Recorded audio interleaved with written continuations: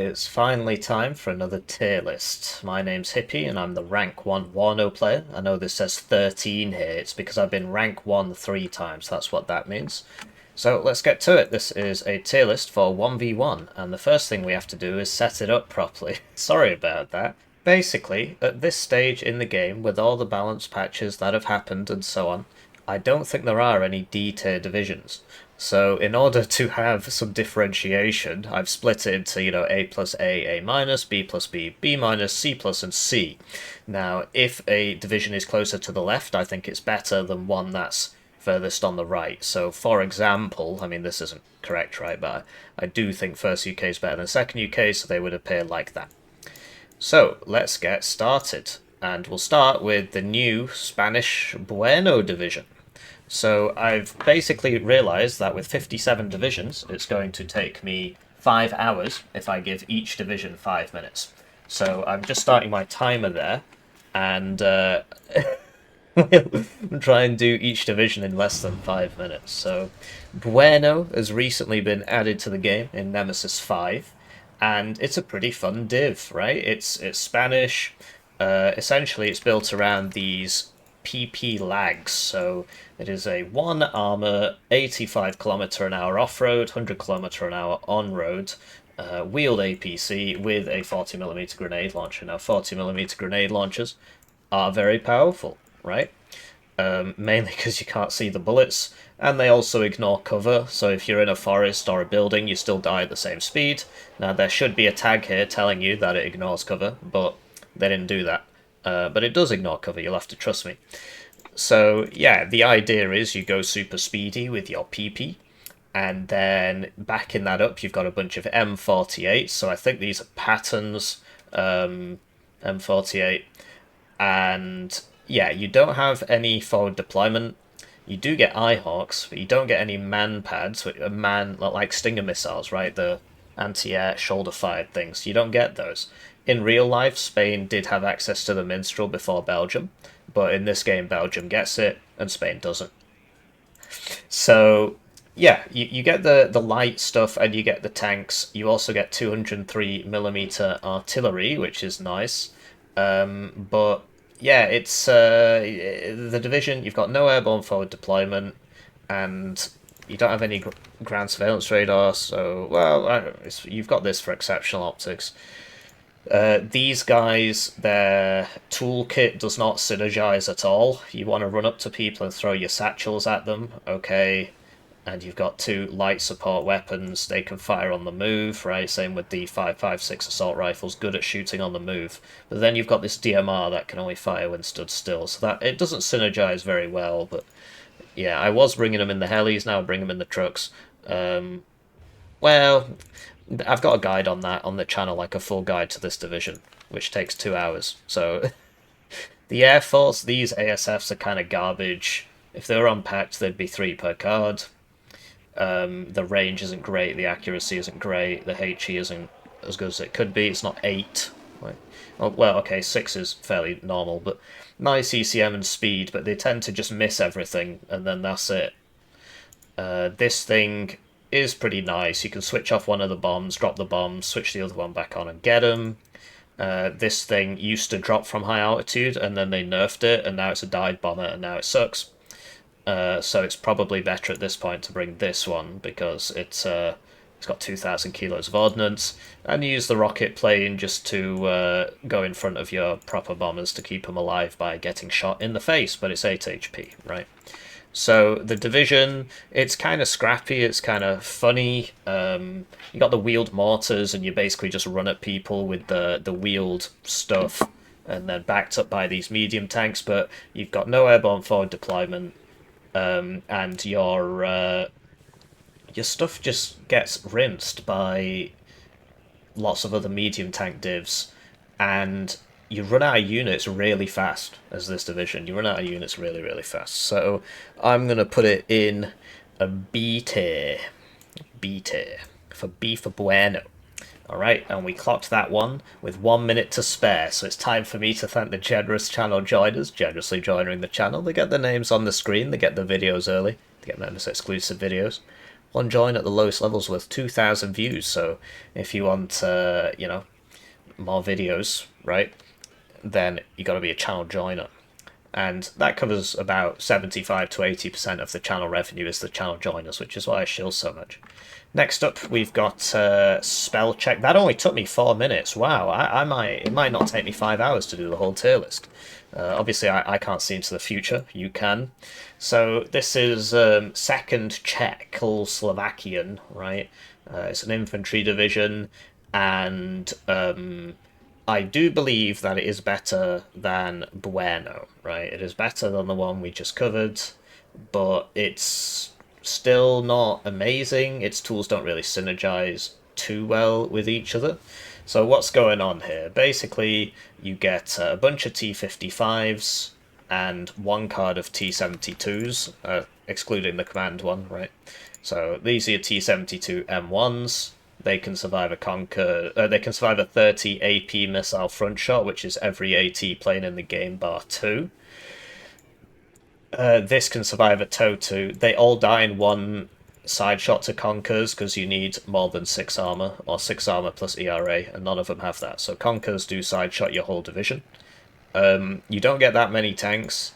This thing is pretty decent, and this thing is nice with the 2,800 meter range ATGM. But yeah, I mean, you don't get the T-55As, which are like a lot cheaper with a low range gun, and they're great in the early game. You do get the T-54B, but that's heat. It is nice against infantry because it's got so many machine guns, but it's heat, so the penetration does not increase with reduced distance. That's very important if you're trying to close range to shoot people, because you want to be as close as possible so that the penetration increases, right? Whereas this is 14 at all ranges, and it's the minimum tank range gun anyway, so I think it's terrible. So you get these tanks, and you pad them out with a bunch of infantry, so BVP-1s, it's a BMP-1 without the smoke. You know, this AT squad's decent, and you know the Moto Strelcy for 40 points get 2 machine guns and a good rocket launcher. They're sort of like better arm rifles, although these machine guns have to be stood still, and you get squads like this, which are big chunky squads that you pay a lot of points for. The idea is you get a lot of these OT-64s, so it's like a BTR-70. It's got 2 armor on the front, and it's got 2 guns, the KPVT, which can, you know, penetrate armor at close range, and the PKT, which cannot. And they're pretty decent. They are pretty decent, right? It's just the div is just not that great. There's so many divs that just do the same thing but better. So you've got this, you've got the sort of the infantry, which aren't incredible. They aren't incredible. They're okay. They aren't incredible. And you get the grenade launcher infantry, which is nice. You get Danners, which are really nice artillery. But your tanks aren't incredible. You don't have any airborne forward deployment. Your air tab is not that great. I mean, so you get some nice planes. You just can't afford to bring them all because the slot costs are too high. Everything's 3 points. So, like, this is not that great, frankly. I'm not sure what it's doing in the deck. I think I was just testing something out. So... And yeah, it's just see what I mean about 3 per card, right? It's got more range than the French one, but well, whatever. So yeah, it's just a very mediocre division, and when we get to 4th Mordschützen, you'll be like, wait a minute, this just does the exact same thing but better. So I played a lot of divs as this when it came out, because it did just come out. And it is better than the Spanish one because you just don't run out of stuff. You can just kind of do that all game. But it's a div that doesn't really go anywhere. It doesn't have an amazing early game. It's got a nice sort of mid-ish game, like 10 to 20 minutes. You do pretty well. And then it doesn't really scale at all because you've only got 1 card at T-72s. And like, what else do you buy that's kind of expensive and cool? So it's very mediocre division. There's so many divisions that just do the same but better. Now, having said that, it is better than Bueno, so it is B+, B+ for better than Bueno. Just restart my timer here. The next one is going to be HDR London from Nemesis 4. You'll see we're going backwards through the DLCs, and then it's kind of in order. If you want to make your own tier list, this will be, linked in the description. You can just make your own, right? When I first made it, it had 16 divisions. Now there's 57, so that's why it says 16 up here. So next we've got High Dynamic Range London, which it's a fun div. I wish I got more time to play it, but I got to play all these other divs, right? I got to play all the divs. That's the whole point of the channel. Divs are a lot of fun. The idea is that you've got a very nice early game, but not super early game. You're not airborne. You don't have airborne forward deployment, but you got a fairly decent early game. You spam out all the cheapo tanks, right? The chieftains and the centurions, and then as the game progresses, so after the first couple minutes, if you're versus an airborne player, it's a bit different because you actually outscale him. But in most cases, you have a reasonably powerful early game. You don't have airborne forward deployment, you don't have good recon forward deployment, but you can do a heli rush, right, with your SASG and your air mobile Terriers and 10 billion helicopters, Hell Arms Gazelles, and then you just air spam everybody to death. So it's kind of early game, take ground and sit on it while air spamming your enemy to death division, right? Take the ground early with the chieftain and centurion spam, and then hunker down for the late game with the late game tools like the AS-90, the Bloodhounds, which will slowly kill off enemy AA, and the big boy air spam. So it's a fun div. Honestly, if it didn't have a British flag on it, I'd probably hate it. So yeah, I go 2 cards of supply, 6 CVs, because this thing's got smoke and 2 armor. So I bring this one. There's no Sultan option, right? But it's got fast road speed. The thing with these Kremlin pig vehicles, which show up a lot in this division, is that they've got a very bad off-road speed, but their on-road speed is super nice. So the reason this is 20 is because it's sellable, and that's why this is sort of 20 as well. This isn't worth any more than that. It's just this is basically sellable, so it's 20.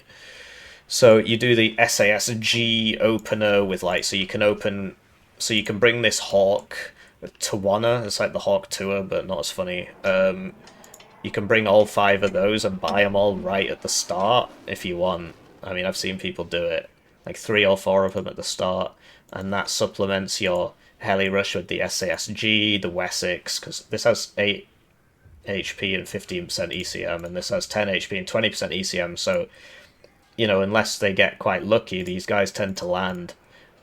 And then you take the ground that way, and then you just, card of Milan 2s, card of Milan 1s, card of MAGs. You'll notice that a lot on these lighter divs.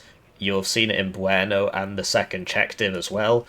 2 cards of infantry ATGMs and 1 card of infantry MGs is very powerful. I learnt this from Mix 90. And yes, the MMGs were nerfed, and I still think they're worth bringing. These ones have the Resolute tag, so it's like having half a rank of vet. It gives you suppression resistance equivalent to about half a rank of vet. And yeah, the rifles patrol, they've got AT and smoke, and the whole... I'm running out of time. It's a very high skill ceiling division, it's quite hard to play, but everything gets smoke, right? Although this has smoke launchers and no smoke on the thing. Use the 25 pounders for smoke. I'm running out of time. Yeah, this has smoke on it. The ferret swing fires are hilarious because they fire 4 before having to reload. The accuracy's terrible, but you're at least going to suppress the crap out of them.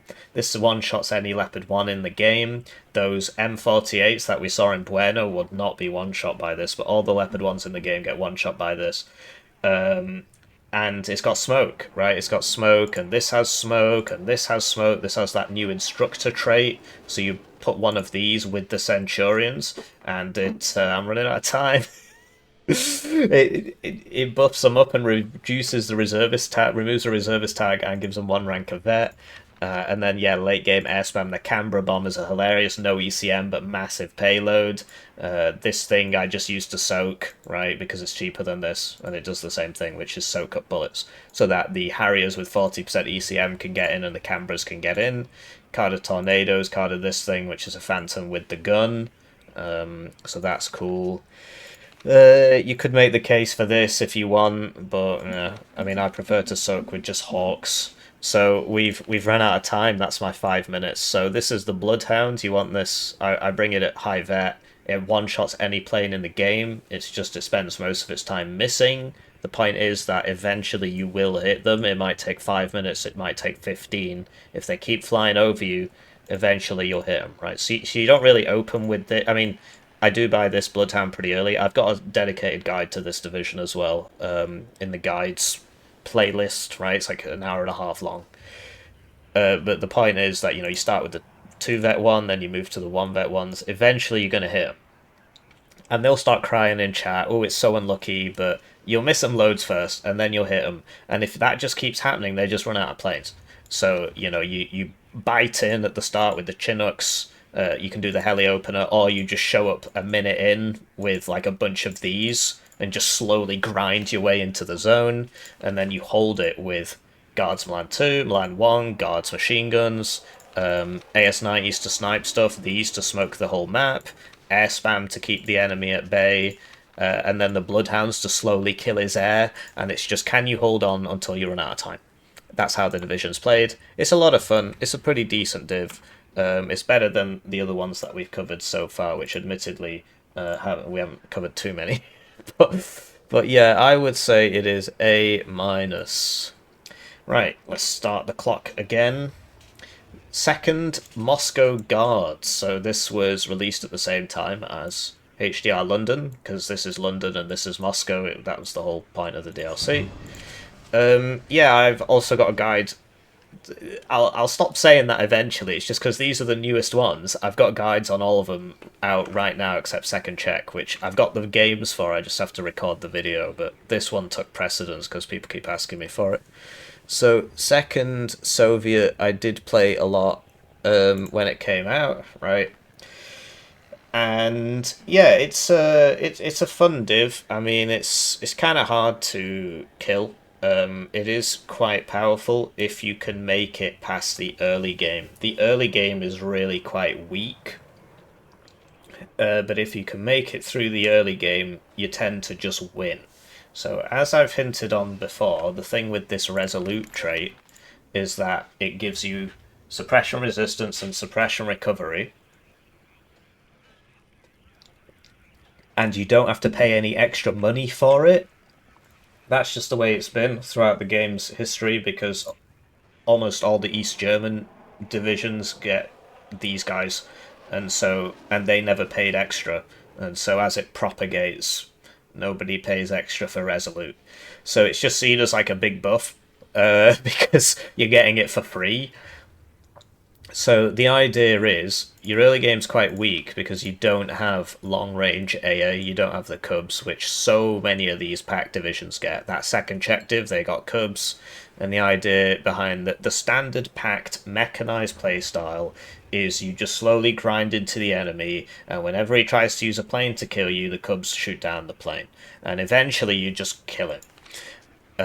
So you do get nice ASFs, like this is 40% ECM, the same as an Eagle. This is not. But yeah, it's an okay bomber, right? It dies in one hit, 2 Cubs or Ihawks because it's got 8 HP, but the point is that you send this in front of this, and then this drops the big boy cluster. It's a panic button, it's like the ones on 6Y. Ultimately, this div is kind of just a bad 6Y, but many, many divs are bad 6Y. Like I said, a lot of these Soviet divisions, the mechanized ones, are just basically the same. They are different, but they do the same thing. So the way I got over the weak early game, so you can either change these out for Razvedka BMP-1P and use that with its mediocre stealth and just spam it everywhere to try and hold the early game. But I've actually got these in the rocket healers, so I can get 6 rocket healers. My early game is I buy this, which is 1 per card, which is rough, man. But you don't have a 3 per card recon healer, right? And then I buy this, and then I buy this. And it's really, really funny. You can do this with most of the packed mechanized divisions, 1 recon healer, 1 cheap fighter, and 1 SU-25, and you just go kill everything at the start. Usually they don't see it coming. The thing is, this channel's quite popular, and thank you for that. But people are noticing what I'm doing, and so they do tend to know it's going to happen now because I did it like 20 times in a row, and I would release the guide telling everybody to do it on this division. But yeah, the idea is this, that, and this, and kill everybody. And then you just slowly buy up all the, the BMP ones first, the BMP 2s later, Metis squads to hold ground. They one-shot 3 armor vehicles, right?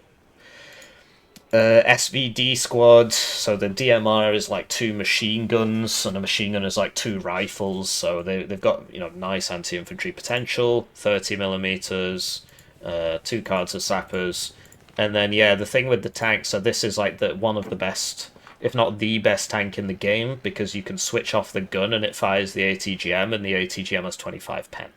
And you can like shoot them both at once. It's just a dumb thing with the way the game's programmed. The thing is, you can't bring this out until you killed all the enemy planes. If you open with this, you're just going to die. So you open with this, which has incredible armor for the price, and it is a good tank. It's just it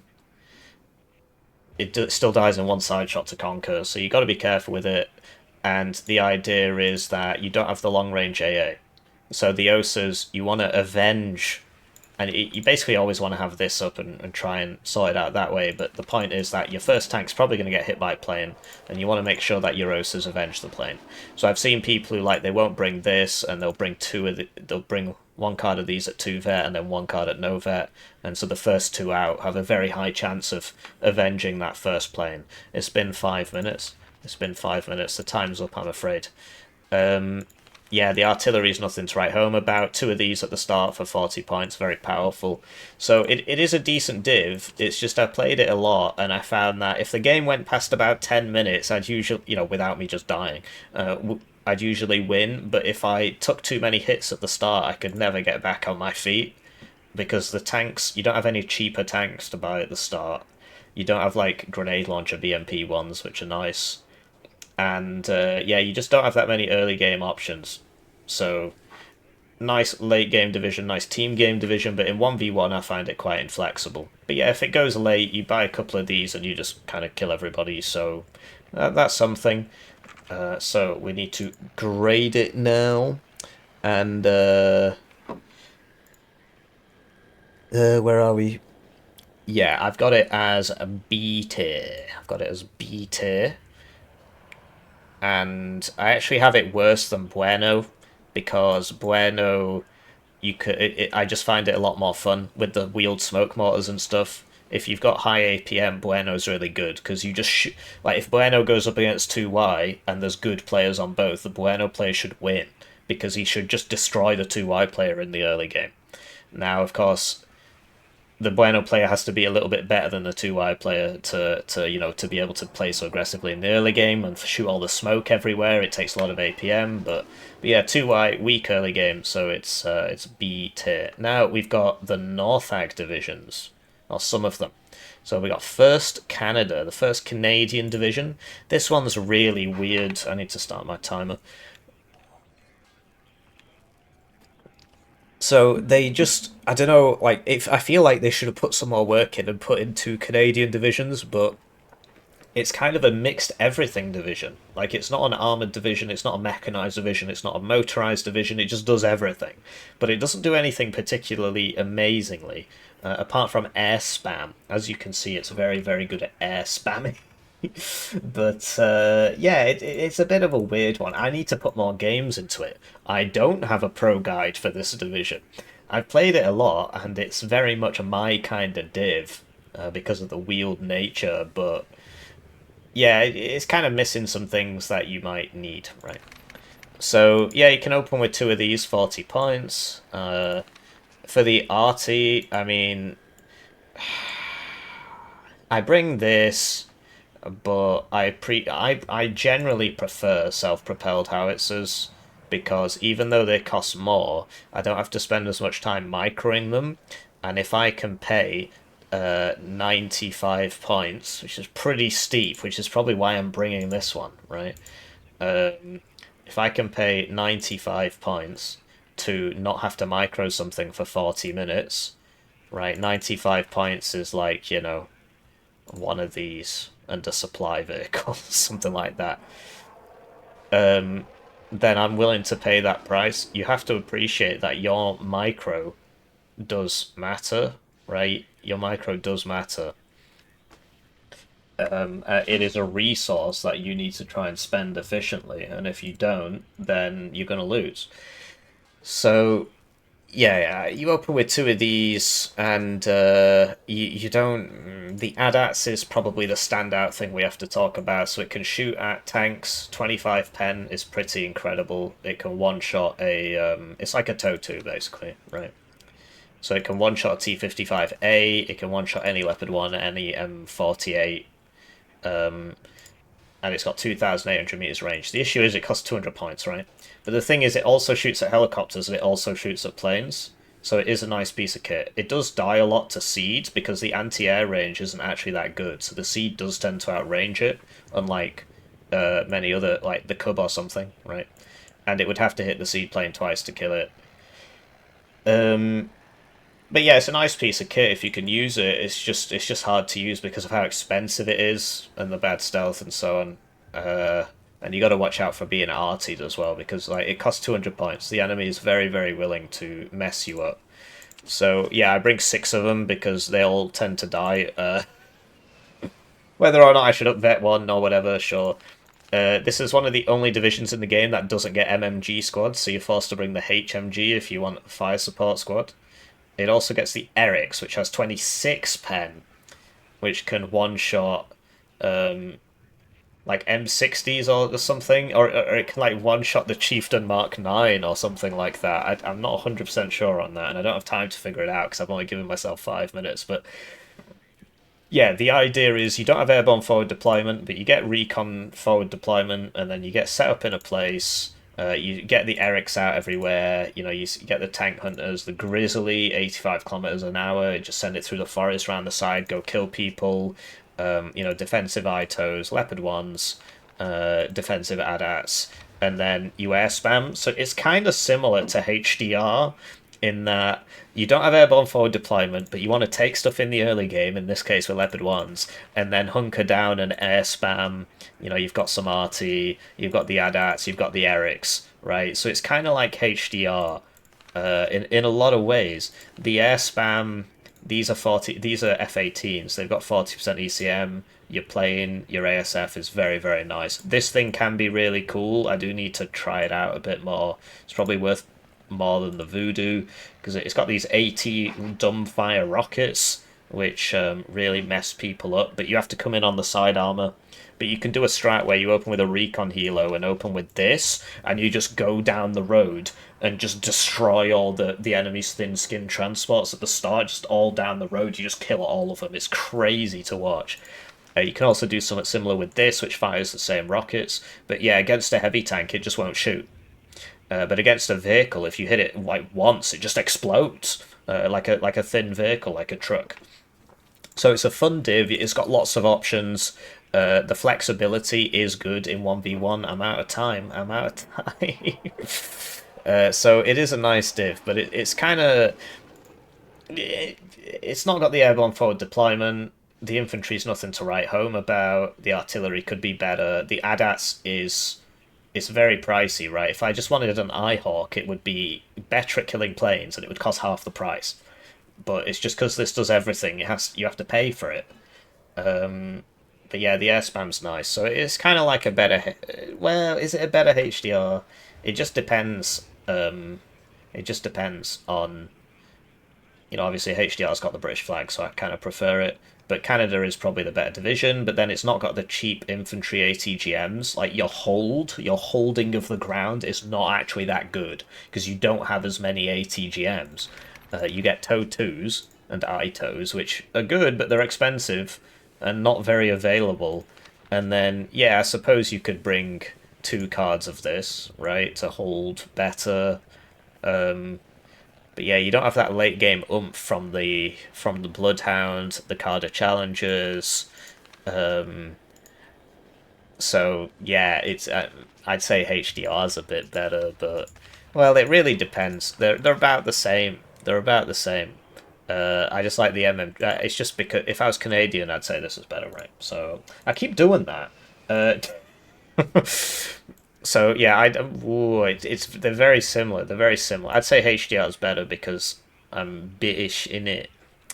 So now we have the first Spanish Bueno Division. So yeah, this is kind of like 5E, the French one, which we haven't covered yet, of course, but worse. It's an interesting div. I'd say it's better than the second Spanish Bueno Division. It's kind of just easier to play. Admittedly, I need to play it more, so this one, you get decent recon deployment in the Vex and the Jeanettes. You don't have airborne forward deployment, but most of the new divs don't really get airborne forward deployment. Apart from, so in many cases, that you'll get a sniper squad that has airborne forward deployment. I just kind of neglect to mention them because so many squads have them, and I don't. If I said, oh, they get airborne forward deployment because of the sniper, well then almost everybody gets airborne forward deployment, right? But apart from them, yeah, the Jeanettes are cool. Bueno gets them as well, right? 8 guys. This is like an upgraded AT4, basically. 18 pen can one-shot 4 armor. This is a nice transport because it's fast. It's got a 50 cal. It's got smoke. 50 cals can also pen armor at close range, like 1 or 2 armor or something at close range. This is the very nice thing, and Bueno does get this as well, the Bushmaster, right? So you've got a similar opening strength to Bueno, but you can kind of take it further. Now, admittedly, like so there's been a patch since I played this, and it's just broke something. I used to have this in it, right? You don't have the Eyehawks, so your AA capability is sort of worse, but not really because you get F-18 Hornets. Now, admittedly, they don't have as good missiles as the Canadian F-18 Hornets, and they're only 5 points cheaper, and, basically the Canadians are getting a good end of the stick there. And this thing doesn't have guns. You really do struggle against helicopters. You really do struggle against helicopters. It's a big problem with this div. But yeah, you just whack them with the 203s. I'm probably going to take this thing out. It's just not that good in 1v1. In team games, it's probably good. And yeah, you don't get the BMR PP lag, or you don't get as many of them. You do still get some. I need to remake this deck, frankly. I mean, there's a lot of problems here. You don't get as much infantry as Bueno. You do still get the grenade launchers, right? You don't get them on every on every infantry, but you don't need them. You don't need a bunch of them. You just need this card with that, and then you've got 12, which is usually enough. This used to be better than every other MMG in the game, which is why I was bringing it, but it's not anymore, so the grenade launcher can go back in. You don't get man pads again, right? You get this thing, which goes twice as fast as the exact same thing in the vehicle tab or the AA tab for whatever reason. Your AA is kind of pants, but your tanks are way better than the tanks in Bueno. The EM, so this can survive a Milan 2-shot 24 pen because it has the ERA. And yeah, it's really nice against infantry. It's good in the kind of early to mid game. Against an M1A1 or something, it'll lose, but it's half the price, right? And it's got 250 cals and an MMG, so against infantry, it really messes them up. The issue is you only get 3 cards of them, right? So people bring all the CV ones, as many of the CV ones as possible. You also get this thing, which is also that Mando one, and this thing is just like way worse because it's a heat gun. Spoke about heat guns. Pen doesn't increase with reduced range, so it's just not very good. So I don't bring those. So I actually, personally, I prefer playing the Bueno Division because it kind of suits my playstyle better. But ultimately, Brunette, first Spanish, is better than second Spanish.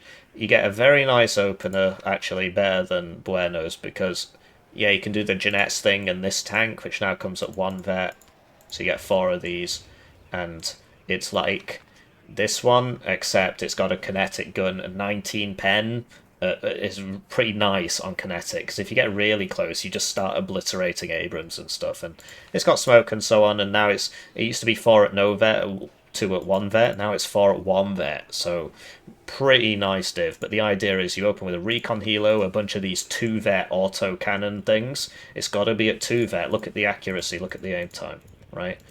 And then, you know, like 1 or 2 hot ones, you cover it with the planes. This thing is super nice at killing tanks because you come in on the side and you've got 40% ECM. You hit them on the side armor, they just die, and you tend not to die, so you can just keep doing that. So yeah, it's a decent div, but it kind of sucks against. I'm out of time again. Ooh. It kind of sucks against helicopters because you don't have man pads, and this is a Roland 2, and it sucks. So, but it is better than Bueno, I think, because the tanks are better, and you lose out on the infantry, but you don't actually need that much infantry, especially when you've got all the Jeanettes, the best a man can get, right? So I've got it as B plus, same tier as second Czech, and say it is better than second Czech. You know, it's got 203mm artillery and better recon and better. Well, okay, is it better infantry? Not really, but it scales better than second Czech, so I prefer it to that.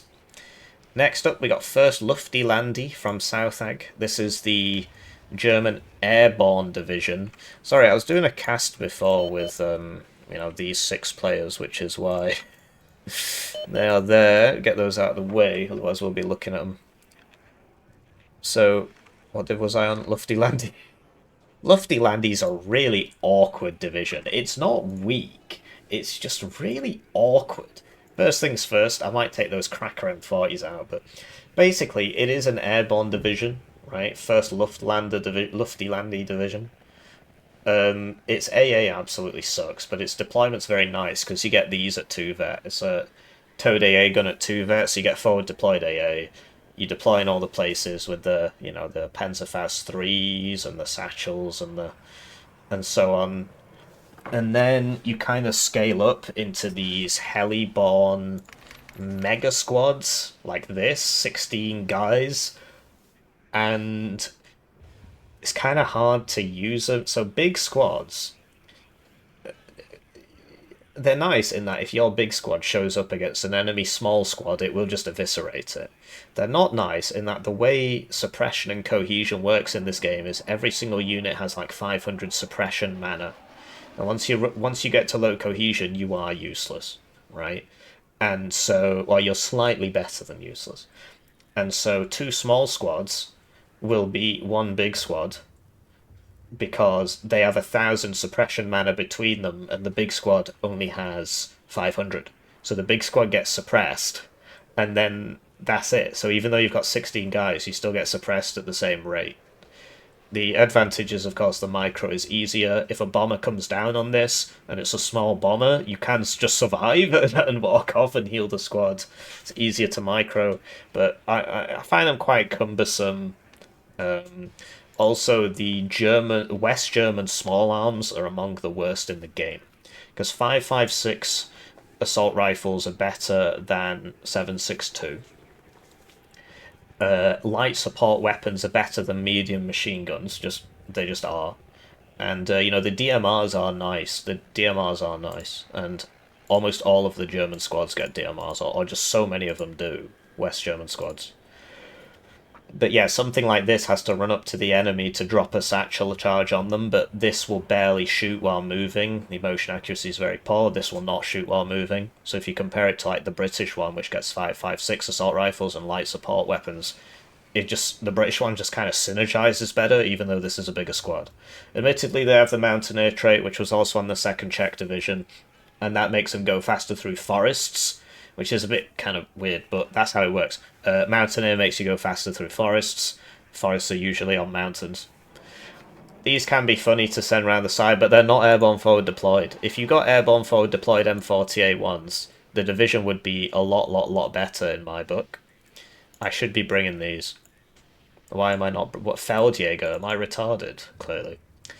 So yeah, you get a nice airborne forward deployment with the MG3s and this thing, which you bring at 2 vet to get the accuracy up. And yeah, I've got videos on the channel of people playing this, and the enemy healer rushes them and they just kill everybody because they brought this at 2 vet. And then your AA is absolutely garbage outside of that, right? Against planes, you only have the Gepards. So you need like 3 Gepards wherever the plane's going to hit you. and like this is really not good against planes either. Your jets, if they catch up with planes, are nice, but they've only got the close range missiles, but they come at 2 vet by default, so they've got additional ECM and stuff. It's basically like a 40% ECM aircraft. That's how you should see it. But you're not paying extra for it because it comes in the veterancy, not in the actual unit itself. But yeah, your air tab, like you've got this is your anti-tank, and it just kind of dies. This works, I guess, and then the LGBTs are not really what they used to be, but you know, because it's 1 per card. Admittedly, they were nerfed before this div even came out. I'm trying to read what it says there. I don't have time to read this, man. United States Air Force Air Defense Command, 57th Fighter Squadron, Black Knights, Kepok AS, 1977. That's what it says. Wow. So yeah, the latest models, like the newer the division, the better the units look, because the like I won't be able to read that if it was an older model, an older division. So yeah, and also you get an armored battalion, so you get a bunch of Marder 1s, which like admittedly are pretty nice for the price. They've got like a gun on the back or something, but I think it shoots forward, so they are nice. It's just you can't vet them, which is really weird. And not being at 1 vet sort of just makes you shit for regular infantry and stuff, and like the tanks. So it is a powerful division. It's just really awkward to play, and then the enemy just airbullies the crap out of you. So you can win with it. It's just so hard to play. I need to. Why do I keep doing that? I need to put some more effort in. But yeah, I'd say it's worse than 2Y. I have it as B tier, which brings us to the next division, which is 6E France. 6E France is deceptively strong, so it relies upon a bunch of motorized. Admittedly, it got buffed a load after it came out, so it's got airborne forward deployment, the DinOps and the crap, and then you get a bunch of Legionnaires who get the Resolute tag and a rank of veterancy. So, and this is JD Vance. So, oh no, this is JD Vance. This is JD Vance. I'm actually going to try the flamethrowers again. I've been flamethrower pilled recently. Why am I bringing this? Am I stupid? I must be. Anyway, so if you compare the Legionnaires to the regulars, for 5 points you get a rank of veterancy without so you get 2 more at the same vet, right? And you get the Resolute tag. So Resolute you're not paying for, you're basically paying for the veterancy, right? But the Resolute also matters. And the Transport, which is a 50 card transport which goes fast but no smoke, also gets the Resolute trait.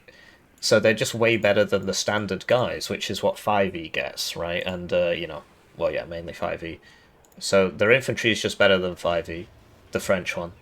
The other French one. You don't get self-propelled howitzers. It is a very nice howitzer. Dien Bien Phu. They named it after the battle they lost really badly, which, okay. Weird flex, I guess. Remember that time we lost? But yeah, the Logi tab's kind of expensive, so you can't really bring 3 cards of supply, and this drains your supply quite quickly because it's a 6 salvo length howitzer. You do get, motorized, wheeled smoke mortars, which is nice. And then we get to the tanks, so these are very good at hurting people, but they have quite poor armor. They are fast, but their stabilizers are terrible. So it's not really very good, because any ATGM... Well, okay, so this one, almost every ATGM in the game can kill it. TOW 1s can't. Some Malyutkas can't. There used to be a lot more 16 AP ATGMs, but somebody got them all buffed up to make it fair, and it just, it makes things like this kind of useless, basically, because everybody can one-shot it. So, yeah, I mean, the ones in the Recon tab are nice, but it's mainly because they rely on their stealth.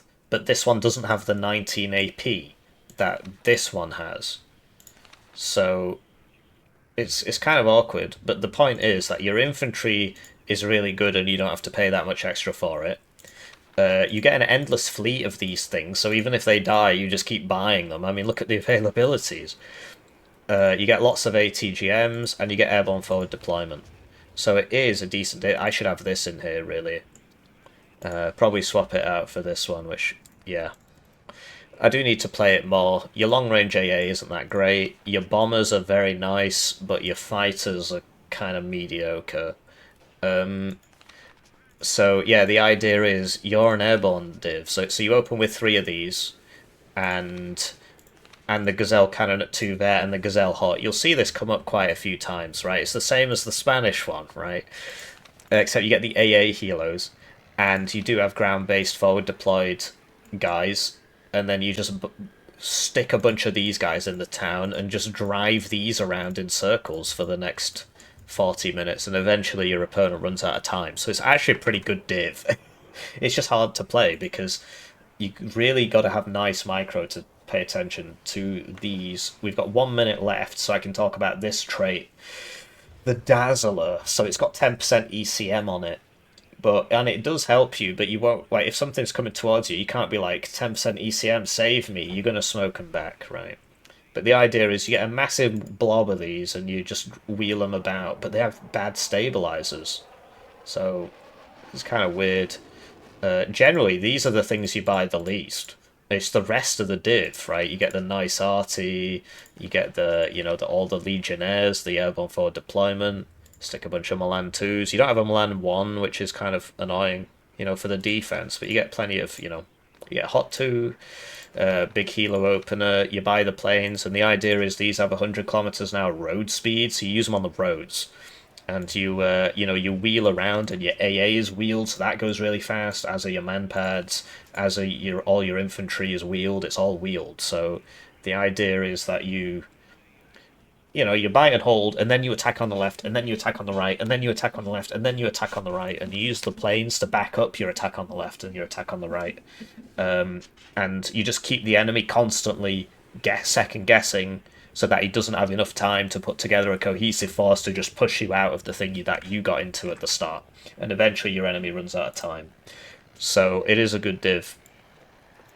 A tier, the best we've rated so far. Now we've got Durine. French Durine. French Durine is what we all call it down at the club. Durine. It's a fun div, I like playing it. The only good player who plays it, obviously, apart from me once every blue moon, is Mix90, and he does beat people with it, like really good players with it. It's not too bad, it's just really hard to play well. Essentially, you just get like a mountain of crap that you just lob at the enemy for 40 minutes. And you don't get there first because you don't have the airborne forward deployment. You do get Eyehawks and long-range artillery and cluster and howitzers, card of Milan 2s, card of Milan 1s, card of MMGs, right? Very popular. And you just the unrelenting shitstorm, basically. It's a good way of categorizing this division. These tanks are actually, because these come at 1 vet, whereas the ones in TKS can't be vetted, and so they're actually really nice. The idea is you never use them by themselves, you always buy 2.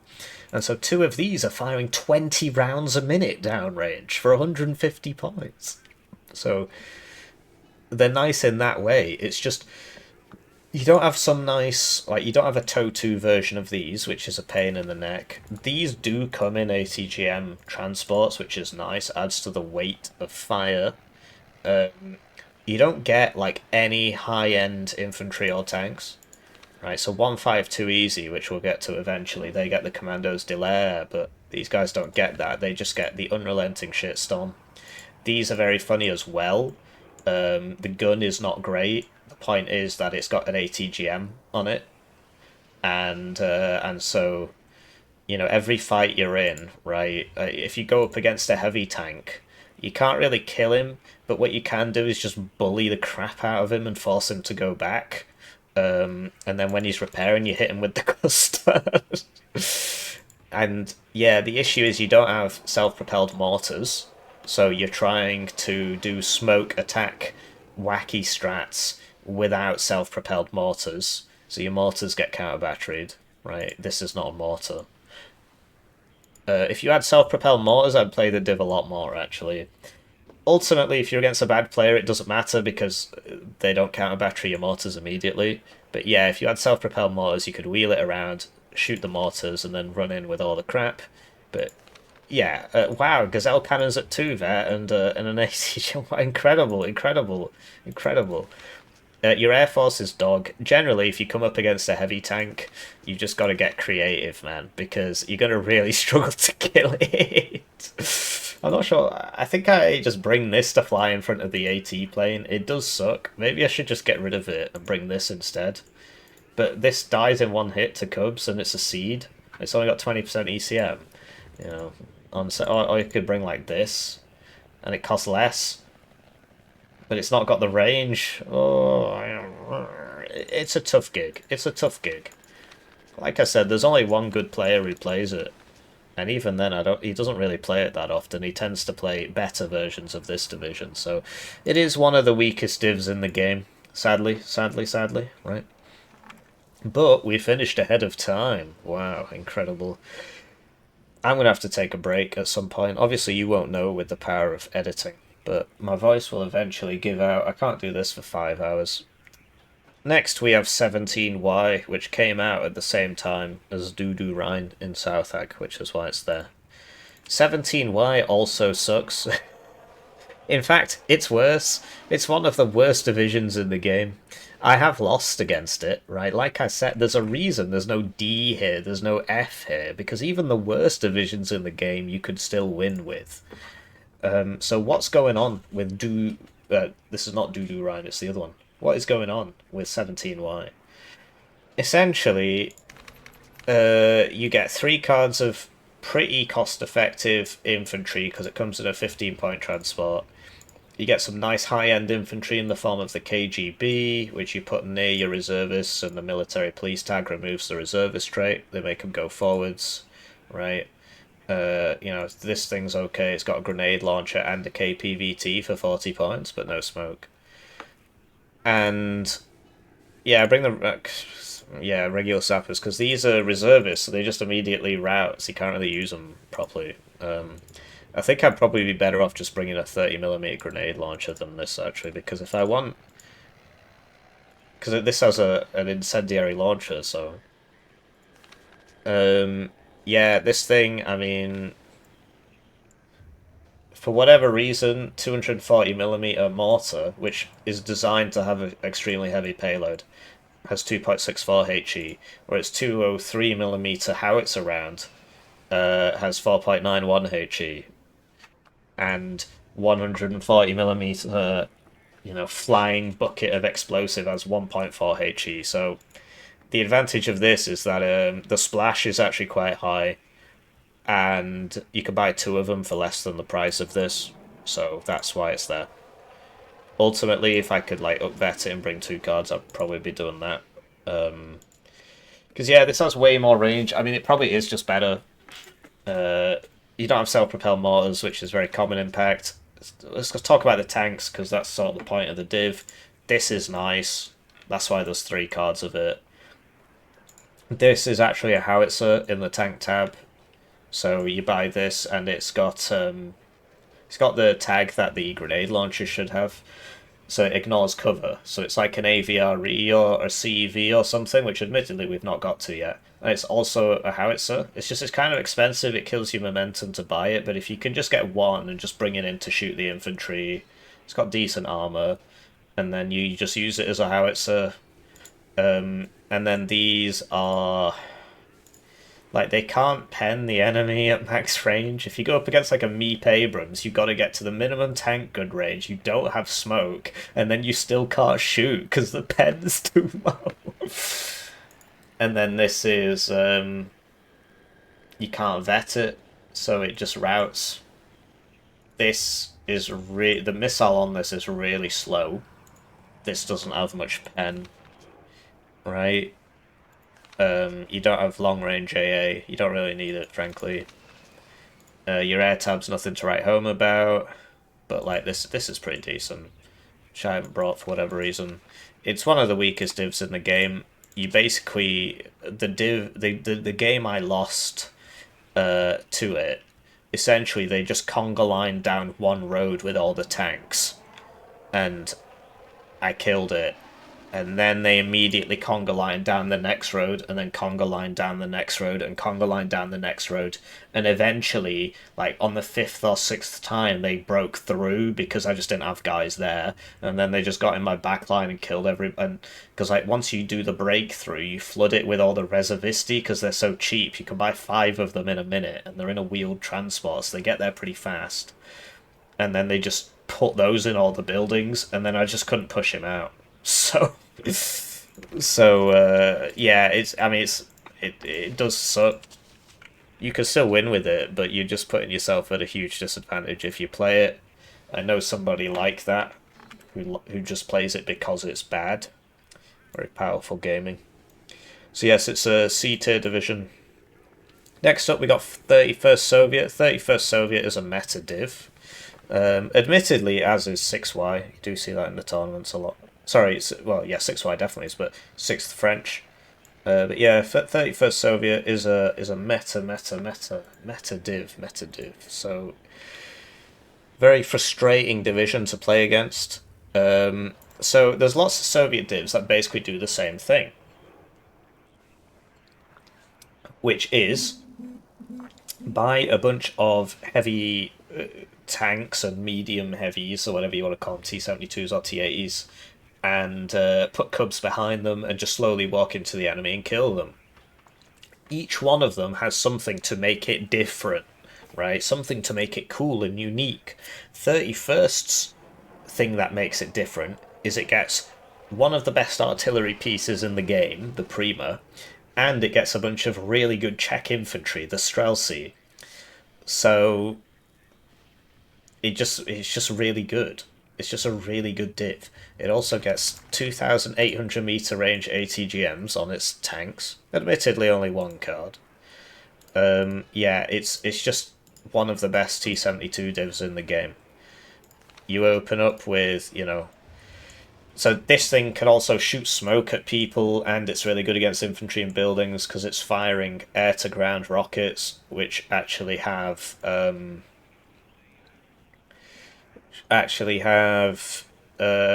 ability to ignore cover, but it's not written anywhere. That's why you watch these videos, right?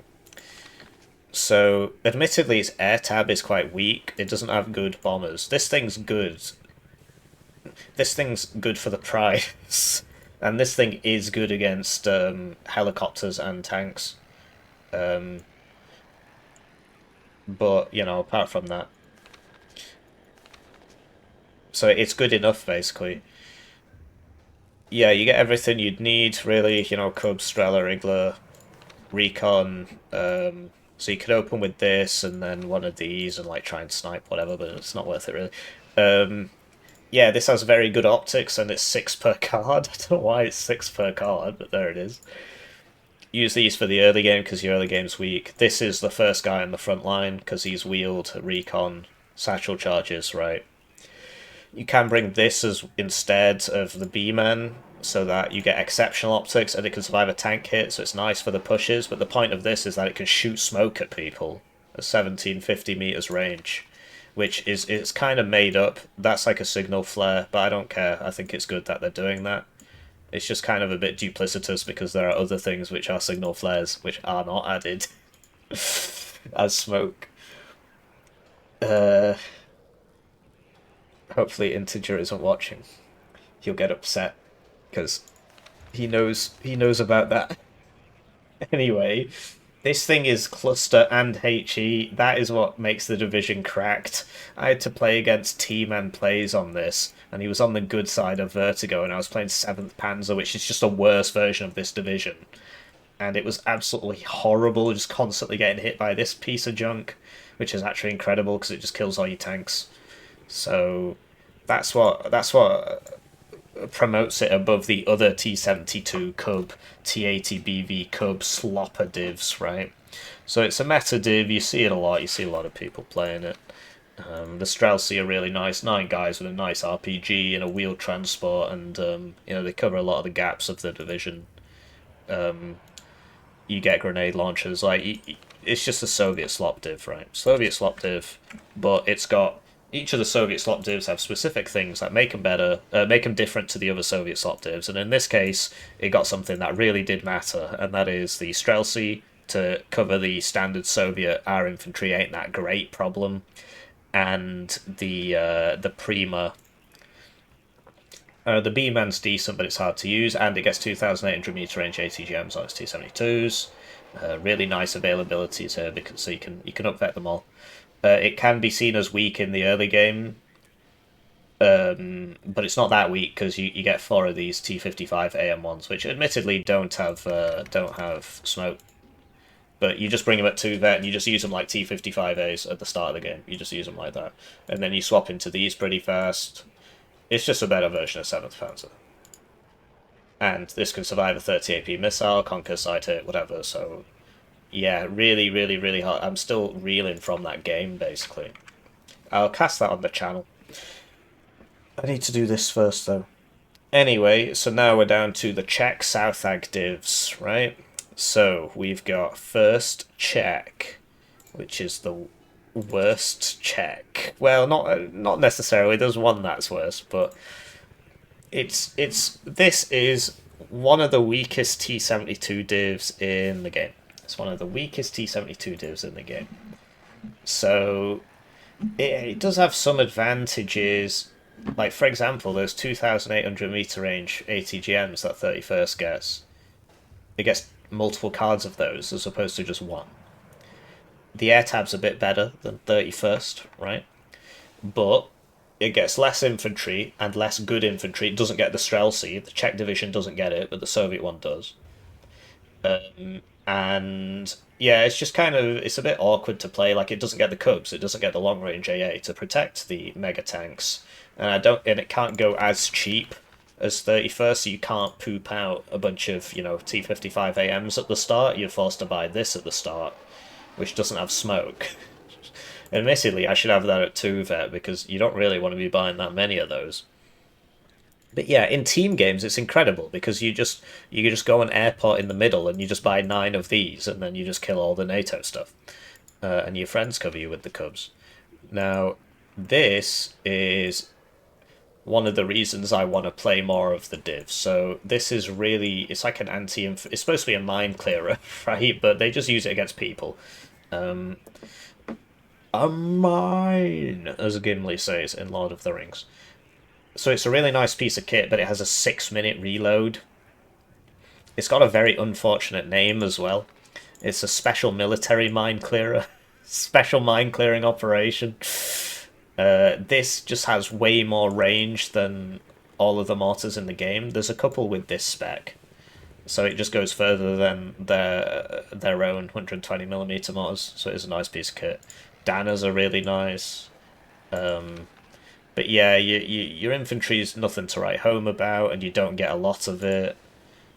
Can't remember why I bring that. Oh, it's because, yeah, you need it. But these guys are alright, you get 12 of them. But yeah, no Conkers. The Zanisti are nice, because they get a very, very nice vet curve. But yeah, it's basically just overshadowed by 19th Czech, which gets Cubs, special infantry, and loses out. It gets fewer tanks, but you don't... Like, the tanks... In a team game, this div can work, but in 1v1, you've got more tanks than you need, less infantry than you need, no long-range AA, no airborne forward deployment. Should I really be bringing that? Wouldn't I rather get the BMP2s? Like I said, I do need to play the game more. Something like this is nice in the opener. I need to play the div more. But yeah, the idea is whenever you get into an infantry situation, you just drop this on them, and then you're never in an infantry situation. So there is something to it. Like, it's not the worst div ever. It's just it's overshadowed by its younger brother, which is basically just better in every way. So I've got it as B tier, but high B tier. It's definitely better than these, because like that SVO, right?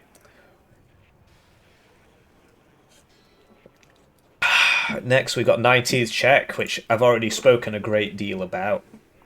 So let's get to it. 19th Czech. So this is easily the best Czech div. I understand that it's Czechoslovakia, and the Slovaks obviously are the cooler part, because I used to play with a Czech clan, and they would just blame all their problems on Slovakia. So we used to call them Slovaka Czechians to piss them off. So anyway, but yeah, you get way more infantry. You get a nice helo rush at the start of the game with the ERPs, and admittedly the other guys get ERPs, but you get like Vizakari, which from the meme, right? The Vizakari meme. But you've got Special Forces 10-man squads with 2 machine guns and decent RPGs and stuff, right? And you can get loads of them. So you get lots more infantry. You get longer range AA, which is very... Cubs, in general, are too strong, in my opinion. They should be 3 per card instead of 4 per card. The Ihawk's 3 per card. And these are self-propelled, but... they're 4 per card, and so every div that gets Cubs is a good div. I can't think of a single bad Cub div. I'm looking at my pre-prepared tier list here, and it's like... yeah, there's a certain rank below which none of the divisions have Cubs. If you've got Cubs, you don't have AA problems. So it gets a better air tab, right? So you can do the funny opener with this and that, or this, and you know, 2 of these. This is, you just chuck it at helicopters whenever you see them. You just chuck this at the helo. So it's got 2 racks of missiles, so it tends to kill it. And you get 4 in a card, so you can chuck 2 if you want. Having the Vizakari only come in helicopters can be not. You need to vet this. Do not have this at no vet. It's at no vet. It's just useless. You don't have airborne forward deploy. Well, actually, no, you don't. But you've got ground surveillance radar, and you can just heli drop people at the start, right? You can, if you want. But the idea is you get a lot of T-72M1s. So you'll notice this is very similar to 31st Soviet in terms of, you know, this is just the same, and then the one the Soviets get is just a flipping Soviet version of this. You get the only packed self-propelled mortar, smoke mortar in the game. Vasilek, I suppose, is technically self-propelled on that chassis, but it doesn't fire smoke. And this is just crazy priced. It's got a Conkers, an NSVT, 3 armor, and 120mm mortar, which goes 8,000 meters. It should be like 100 points, basically. It's ridiculous.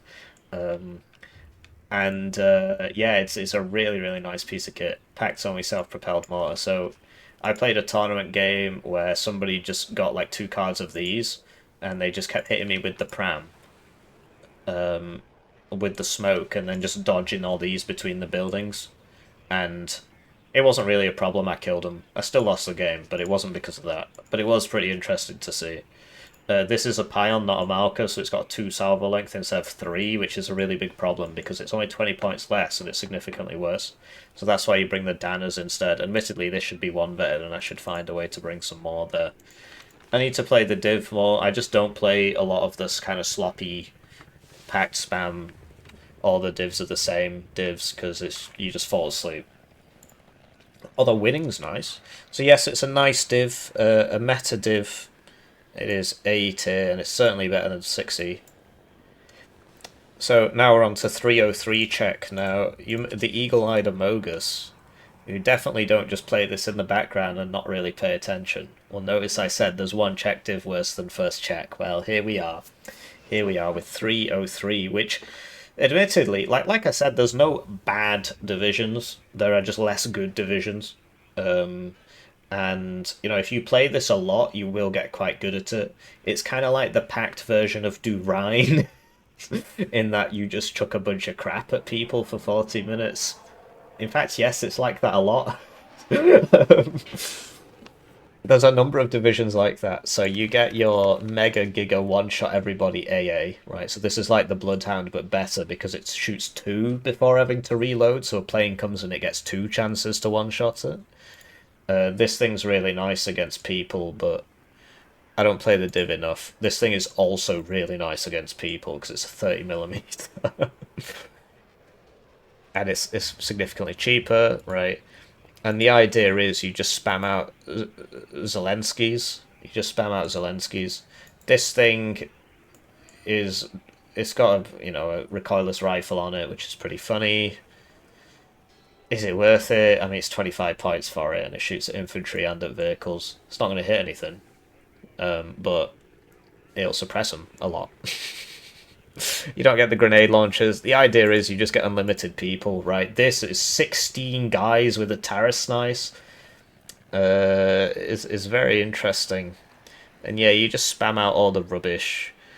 Yeah, I don't know about this. Don't know about this. Probably get rid of that. I need to... Well, but you can't vet these, so... That's why it's in there, right? It's got higher HE value. And yeah, like this is a heat gun, so it's nice against infantry because of the mega machine gun power, but it's yeah, it's just not that great against vehicles at all. And neither's this, but it's got a lot of armor, so you just conga line down the road with 12 of these, and then another 12 of these, and then 12 of these, and another 12 of these, and you just keep doing that and hope your enemy runs out of ammo. And you've got this, it's the panic button, the immediate deleter of heavy tanks. This is good against heavy tanks. I'm not sure why I bring this instead of this one. Wow, that's an interesting rate of fire. Ugh, what the heck? I'll have to try that next time. I mean, it's just this is so much cheaper. The idea is this flies in front of this, and it just dies for you. But this can also do that because it's the fighter, right? And they've all got the same speed, whereas this is a different speed. So if you were to fly this in front, this would slowly overtake it. And they die in one hit to Cubs because they've got 8 HP. This doesn't, of course. Yeah, I mean, this is a meme machine. But you only get 2 of them. Yeah, it's so that there's a good player called ZXC Vista, and he just played like 40, 50 games of this, and he was doing reasonably well with it, right? But it's like it's not an amazing div. It's not an amazing div. But I was playing against him, and I was like, wow, I'm running out of ammo, and he's not running out of stuff. So it's okay. I'd say it's worse than Lufty Landy. I've got it as B tier because if you can use the conga line strategy, and units like these are pretty cracked if you can use them, then you can actually get quite a bit done. Like this is not a bad piece of kit for 45 points. It's kinetic, so if you get close enough, you just whack them, and it's got 7 armor, so you're getting close enough. And it's a 12 in a card, so it can work, it's just hard to play, right? Like so many of these kind of weaker divs. So I actually don't think it's that weak. It's just hard to play. Next up we got 4th Dutch. 4th Dutch is Meta Slop. Meta Slop 4th Dutch. So here we are with 4th Dutch. And the idea is it just kind of does everything. It was weak because it didn't have the Eyehawk, and so its tanks would get killed by planes. And then they added the Eyehawk, which, okay, fair enough. It was kind of useless without the Eyehawk, but in hindsight, that then just made it broken because it was everything else was compensating for the fact that there was no Eyehawk, right? So there were other like sort of overbuffs, and now it gets the Eyehawk, and it kind of just solved its one weakness, or it's one of its 2 weaknesses. The other one is you don't get any helicopters. So if your enemy does... Well, you get recon healers, right? But if your enemy does a breakthrough, you can't just send an ATGM healer to go stop it, which is a very powerful technique. But yeah, it's a crazy div. So you get these auto cannons, very nice accuracy, nice pen, but very poor stabilizers. They used to have good stabilizers, but the fun police got it and just ruined it. But yeah, you get, like, look at the availabilities. Oh, this is 10-7. So you get loads of them. Nators are nice because they're vettable reservists. 9 guys for 35 points is not bad if they're coming at 1 vet. Nothing to write home about, but it's only 40 points. Totus, right? Cheapo CVs, stuff like that. I mean, it's a 3-point slot, so I'd probably be better off bringing this. Although, well, what does that fix? I could get 2 more CV tanks. And yeah, you get like these mega leopards. So they've not got the ATGMs of Pact. They do die in one side shot to Conkers. This'll die to a 30 AP missile, which is every AT plane in the game bar 2. And that was the Achilles heel of the division, that these would just constantly die to planes. And you only had one that could survive a plane hit, and the rest would all just die one at a time. Because you don't have a long range fighter either. So when they were like, how should we fix this? I was in the add a long range fighter lobby, but sadly the Eyehawk was added, and that just because the Eyehawk is, you just leave it there and it kills stuff, whereas the fighter you got to constantly keep it microed. It costs twice as much. There's RNG involved. The Eyehawk is a lot easier to use. Admittedly, you have to move it after it shoots or the enemy artillery kills it, but it's a lot better than a fighter. And so yeah, I was a big fan of long range fighters, but alas, that was not possible. Or at least that's not what happened. So the idea is you get airborne forward deployment with ground surveillance radar and AT. I mean, they're not amazing, but they get there and they hold ground, and then you buy up all the Leopard 1s, use that to capture, and these things capture ground in the early game, and then you just slowly move into the mid to late game with the, you buy this one first because it's got the ability to survive the missile.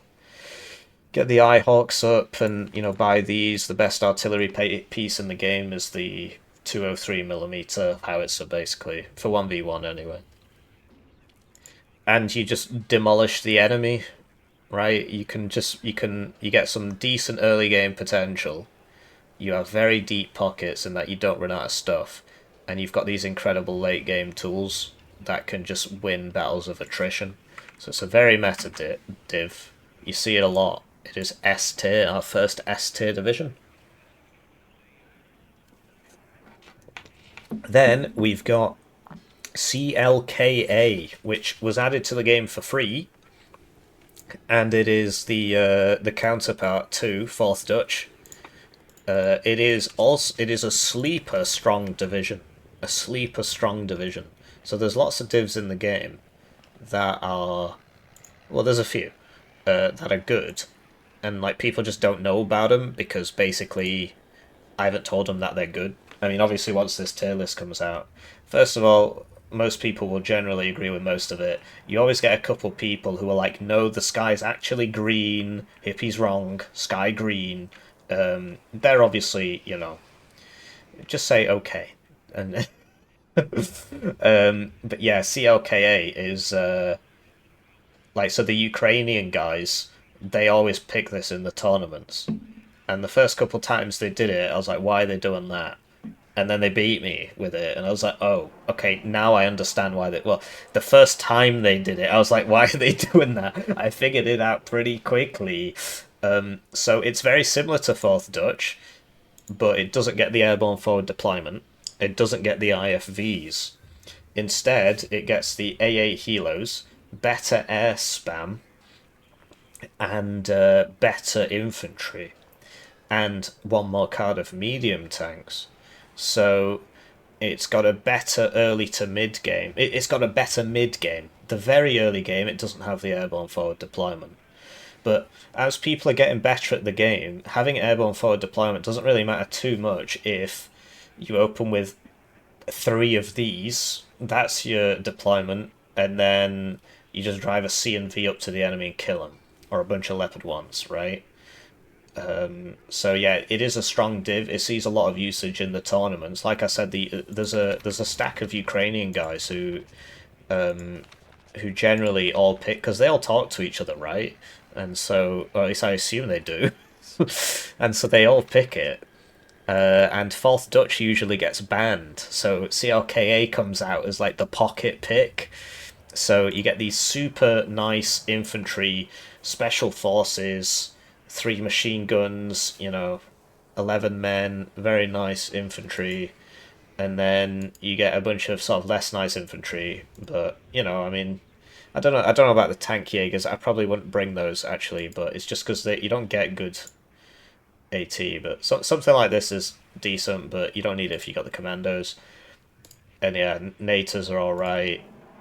Military police with 12 dudes is a very nice anti-infantry squad. I don't know if it's really necessary, but you get a military police vehicle which you put with your...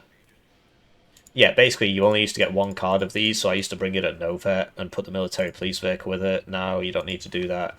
Now, given that I've got the commandos, do I really need this? I need to play more games as this div. But the idea is you open with these three. The AA triple helo at the start is generally quite effective. You don't have... and then like you can open like one hog and just kill the enemy forward deployment. And they can't do anything about it because this will stop them. Unless they've got ground-based forward deployed AA, in which case they'll just shoot you from the ground, right? But that tends not to happen. And if they do, then you don't do that opener. And you just show up 1 minute into the game with a bunch of these Centurions, which are like the British ones, but without the reservist trait. And these Leopard ones, which are really nice for 100 points. They should be a little bit more expensive, basically. This has a very nice sweet spot with the 18 pen. And yeah, you dominate. And whenever any problems arise, you just drop this on them, or this, and they reload in 60 seconds, and they have 10 HP despite being trainer jets. I know, I can hear you typing. It's not really a trainer jet, it's a Douglas Phantom F5. Shut up, it's a trainer jet. But it's got 10 HP. So the air spam's pretty nice, pretty nice, and you've got the longer range ASF. That guy will be typing as well. This thing was nerfed unfairly. But yeah, the iHawk generally sorts you out. Very nice manpad. The Stinger, right? You just kill people. You dominate. So it's a nice div. Slightly worse than 4th Dutch, right? But not that much worse. I'd say it's actually a little bit worse than 31st Soviet. So A+ tier. Then we have 1st UK Armoured, which I also have a pro guide on in the channel. 1st UK does a lot of things well, and it does a couple things really badly. For starters, we do need to talk about the Chieftains. So the Chieftains are some of the most poorly priced tanks in the game, and that's after they came down by another 10 points.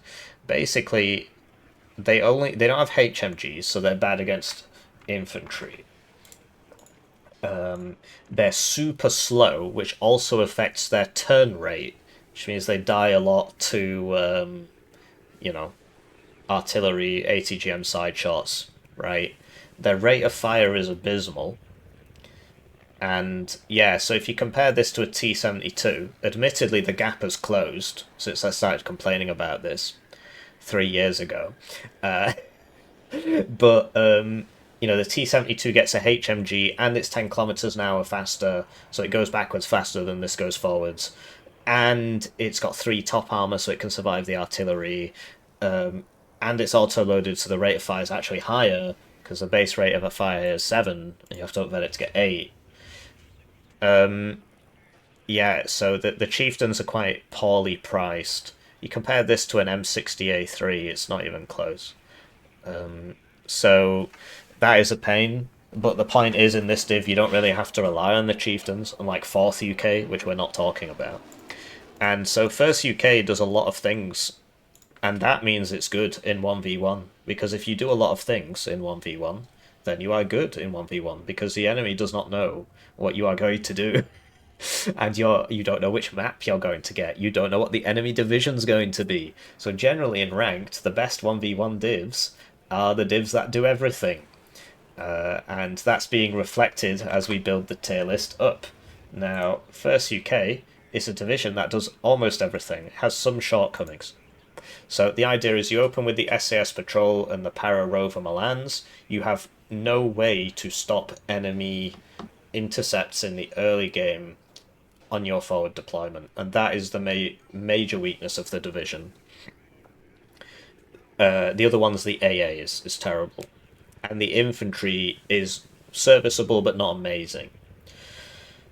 So that's 3 weaknesses. But yeah, so you open with the forward deployed stuff, but you can't. If the enemy just opens with a couple of those Gazelle cannons or whatever, there's not much you can do, because yeah, you can buy a 250 point tornado, and then it gets hit once and routed, or it kills one 50-point helo. That's the issue. If you had a cheap fighter, you could do it. And so that's where the Jaguar rocket comes in. So previously, in the pro guide that I've got, I was bringing the Seed. Now, Seed is countered by your enemy having 2 brain cells. And also, if you put your AA in the forest, I've got a video on it, it makes the Seed not work properly. And in general, it's very temperamental.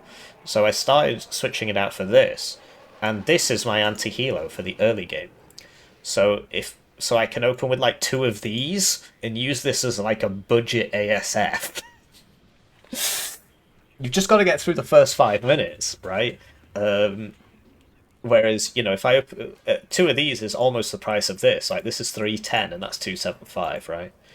But yeah, if your forward deployment gets thwarted, you don't scale as well as other armored divisions because this game's made in France. So the Challenger, which in real life can fly, you know, it's like submersible as well, and it just one-shots everybody from across the map, right? I could hit somebody in Moscow with this from where I'm sitting right now.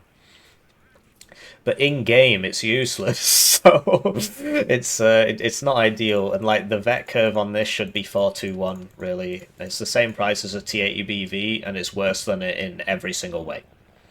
You know, in terms of every use case, you could say, "Oh, the side damage better," but if you actually use it for anything, it's worse in every way, and they cost the same. It doesn't make any sense. The reason it stays poorly priced, and the reason these stay poorly priced, is because they come in this division, and this division can sort of do everything.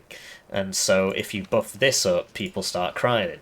But when we get to 4th UK, you'll see that actions have consequences. The other thing is you get the best, one of the best IFVs in the game, the Warrior Replique.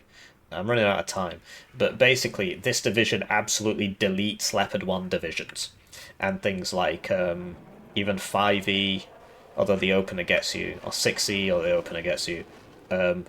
This thing in particular deletes Leopard 1s, because a Milan 2 one-shots a Leopard 1, and this has 4 armour, and you get loads of them. So this div's really nice against Leopard 1 divs. Against T72 divs, it's kind of just a bad T72 div. And so, yeah, it does a lot of things well, but it has some Achilles heels. The weak AA, you know, lack of a sort of cheaper fighter, you know, no forward deployed AA, and I don't think this is unreasonable. I think it's a well-designed division, but, you know, the divisions that are better than it don't have those problems. So I have it at the top of A tier, but not A+, right? Next up, we got 16th Belgium. So when this div came out, it was terrible, and I took it into ranked for like 60 games, and I just played it over and over and over and over again, and then I got them to implement a lot of feedback from that, and got it buffed up, and now it's one of the better divisions in the game. So yeah, it's a pretty nice, and now loads of people play it, right? You know, I'm that chicken that makes the bread, you know? I grow the wheat, I do the bread things, I need things, right?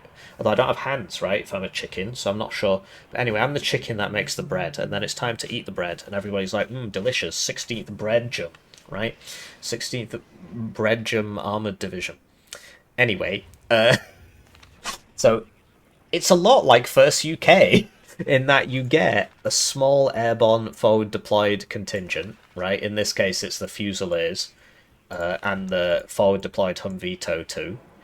And then you just back it up with 10 Guerrillian Leopard 1A5s and Leopard 1Bs, which have the max range.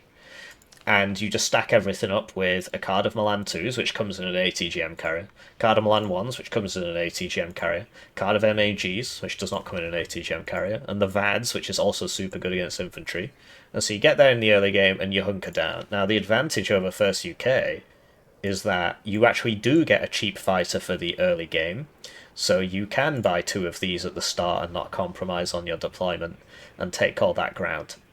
Whereas the First UK player can't do that. But the First UK player scales better than the 16th Belgian player, because these tanks are good, but, you know, they are 115 points. So, and your IFVs don't have ATGMs, which in the early game is great, because you can get a load of them out. But as it goes later, that becomes a problem. The Mech Fusiliers are, you know, worse AT than arm rifles, but an extra machine gun. Crucially, they come at this crazy 10.75 vet curve, so you just bring them all at 2 vet. And that makes also the autocannon super good as well. So, yeah, it's a good div, and it avoids a lot of the pitfalls that first UK has. Its AA is kind of the same in that you don't get the rapier, but you get the Gepard, which they're sort of the same. And the Minstrel definitely beats the Javelin, so the AA is a little bit better, I suppose. But you don't get a long-range fighter, which first UK gets. Instead, you get 4 of these. And what you do is, you know, you fling these out before the bombers, right? With the bomber, these are in front and the bombers are behind, or you use the rocket in front of the bombers. So yeah, I've got a game on my channel. It's called How to Break the MMG Meta, and I'm playing against ZXC Vista. I'm playing first UK, he's playing 16th Belgium, and you just see, okay, here comes the next panic button and 2 more bombers show up. Okay, here comes the next panic button and 2 more bombers show up. And it's just a matter of just trying to grind through, because they get there first, right? And then they just sit there with the guerrillian things. So it's actually a very powerful division for that reason. And ultimately it's like, Hippie, what have you created? So maybe it does need to come down a little bit, right? So I have it as king of A tier, A plus is king of A plus tier, because it's like first UK in a lot of ways, but it just saves on all the drama, right? You know, the tanks aren't 1 kilometer an hour, right? For example. You know, ultimately the Chieftain Mark 9 should be closer in price to this than what it currently is, but yeah. Does it have disadvantages? Yeah, the late game potential of it isn't amazing. So if you come up against... But the problem is you have to... Because this is 12 ATGMs, and then this is 16 more ATGMs. So that's 38 now. And then, you know, plus another whatever. What? 38? 28? 12 plus 16? It's 28. And then you got to kill the 12 MMGs and the VADs, which are like MMGs but better, right? And you can't really use your planes because the minstrels will revenge kill you every time. And he's going to chuck at least 4 bombers at you. Most people swap this out for this one, so they've got more bombers. So yeah, it's a powerful div. Right, next division. Almost there, guys, except not really. Right, now we got second UK. So, second UK used to be S tier, but they nerfed it. I say they. I was one of the driving forces behind that, because I used to play second UK a lot, and I was like, this div I'm playing's broken, we need to nerf it. If only there were more people like that. If only there were people who didn't just play the same broken div over and over again, and then just never got it nerfed. So, second UK. Very nice opener in the form of the SAS, who are the do-it-all unit. It's expensive, you're paying a lot of money for it, but it's got a Stinger, it's got an AT4, and it's got a, you know, nice anti-infantry capability, right? So, sorry, I've got a very itchy face. So you get there first, and then you set up with, and you've seen this a million times before, and you'll see it a million times more, Cardam Milan 2s, Cardam Milan 1s, Cardam MAGs. And then, you know, a bunch of stuff in here as well.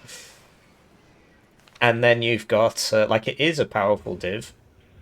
It is a powerful div. Sorry, I've got an itchy nose. So you get there first with the SAS. They can't contest the SAS in any way, because how do you contest it? If you've got Delta Force, you can just get there first and just blow up the transport, okay? But if you've got a helicopter, the SAS are going to shoot it down. And, you know, so how do you stop it? And they're forward deployment with 100 kilometers an hour. So that's the main advantage of second UK, it's the SAS. They get there first, and then you've got to keep them alive for the rest of the game. That's the hard part, because the way you beat second UK is you kill all the SAS. And then you kill 12 Warrior Milans. And then they ain't got shit, right? But yeah, you get in there first, and then you get these Lynx rockets, which are a really cool unit. because they can survive a man-pad hit and they've got the rockets on them. And the idea is you get in there and the enemy's pushing you, and then he has to push into a hell arm. The FITO is it should be 3 per card basically. This hits the top armor, so it one-shots 2 top armor vehicles, which is every medium tank in the game except the T-72, which used to have 2, and then it went up to 3, and then this went from 17 down to 16. Oh, the stories I could tell you. So it is unfairly priced, but you don't need more than 4 of these. It should be 3 availability, really, but it's because it comes in this div. If it came in a different div, it'd be 3 availability. I get the Gazelle rockets anyway because, this is 130 points and I can buy all of these for 120. So it's nice for the backline and so on. And yeah, you get there first and then you set up the big boy arty. Your AA kind of sucks, but the idea is that you don't lose the SAS. If you lose the SAS, you're kind of screwed. This would be 3 per card if it was unpacked. It's not got a gun, so it's kind of hard to use. But the point is you don't struggle against helos because the SAS kill the helos. And yeah, you just hunker down, try not to lose your warriors and so on. 3 cards of supply to keep the big guns firing. In team games, you can bring this. The way it was nerfed, one of the ways, is that there were 2 cards of regular challengers and it went down to 1, which was a very good nerf actually, because it means that you get to about 30 minutes and you do just run out of stuff. Or at least you run out of your mechanized assets, which I think makes sense because it's not supposed to be a mechanized division, it's supposed to be an infantry div and an air mobile div. So yeah, it's very matchup dependent, but if you're against a determined enemy who just kind of sits there and slowly grinds you down, you do lose. So I actually think first UK is better because it's got that ability to kind of reach up and punch in the late game, right? So I have it in A- to. Right, next we got Div Mob. Div Mob. Where to put Div Mob? So Div Mob is the ultimate trash spam division in terms of all these divisions that are just like, I chuck stuff at you for 40 minutes. Div Mob is the ultimate in that case. Very crazy piece of kit. This cannot be the right div. This cannot be the right... Yeah, I don't know, sometimes I mess up my decks or whatever, or I'm doing a cast. This should be that, basically, and then I'm missing 2 AP, which presumably used to be my smoke mortars. So yeah, the smoke mortars don't have much range, which is kind of a pain. But, it's cheap. The alternative is, you bring the self-propelled one, but it's the range. The range on this mortar is really, really bad. But yeah, you're a trash spam div that also gets airborne forward deployed. Really nice unit with 2 machine guns, a really nice RPG, and a vehicle that has a Milan and an HMG on it. So you get forward deployed AA. So you're a trash spam div that also gets forward deployed AA and Ihawks and these guys with the Milan and the 50 cal and 203mm artillery and some decent bombers. Yeah, it's pretty crazy. So this is whatever he's called, Ryan Reynolds. So yeah, a very powerful division. The issue is with it, and it is played a lot in the tournaments, you do see it a lot. So like, what's his name? Dot Spy plays it a lot in the tournaments, as does Griffin. And they usually do quite well. The issue with it is that it loses to medium... Oh yeah, also the Provincio are completely broken. So in this game, having... lots of men is generally what matters. So they have lots of men, and they've got 2 7.62 light support weapons, which are better than MMGs. And you get them in a 2 armor vehicle with a 50 cal. and you get 24 of them if you want. You can bring just infinite, I suppose. So yeah, in a more forested map, you just kind of lose because they just run at you with 10 billion of these and they just kill all your stuff. But in a more open map, Leopard 1s eat these for breakfast, right? Leopard 1s and T-55, well yeah, T-55s. Generally, the better T-55's the one with the longer range guns. They just eat it for breakfast. So I played a game against Griffin's Div Mob as 4th Mortshutson, and I won. And it was because, yeah, he was spamming these out, and he had a billion of them. And I just would outrange him and reverse, and outrange him and reverse, and he just couldn't go anywhere, and he resorted to, like, trying to smoke the corner and stuff. But I was also doing that, so it's a really good game, actually. You should probably go watch that one. So, yeah, very strong div, but not as strong as it used to be, because these used to be even cheaper, basically, and that was the main issue. But, yeah, airborne forward deployment and so on. 4th Mortshutson does counter it, as does 16th Belgium, right? So yeah, it used to be S tier. I've got it here now, A+ since the nerfs, A+ since the nerfs. Now we move on to 4th UK. Man, I'm going to have to take a break or something, my voice hurts. So we got 4th UK here. And 4th UK is what happens when you make the chieftains cost too much. I do have a pro guide on this. It is not a strong division.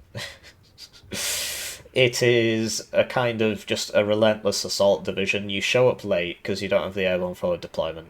In the guide, I show off a very funny build where you just use scouts to heli deploy people, and they don't expect it to happen, and they get really mad and call you lucky and stuff like that when you're playing 4th UK, and they're playing 2nd Guards.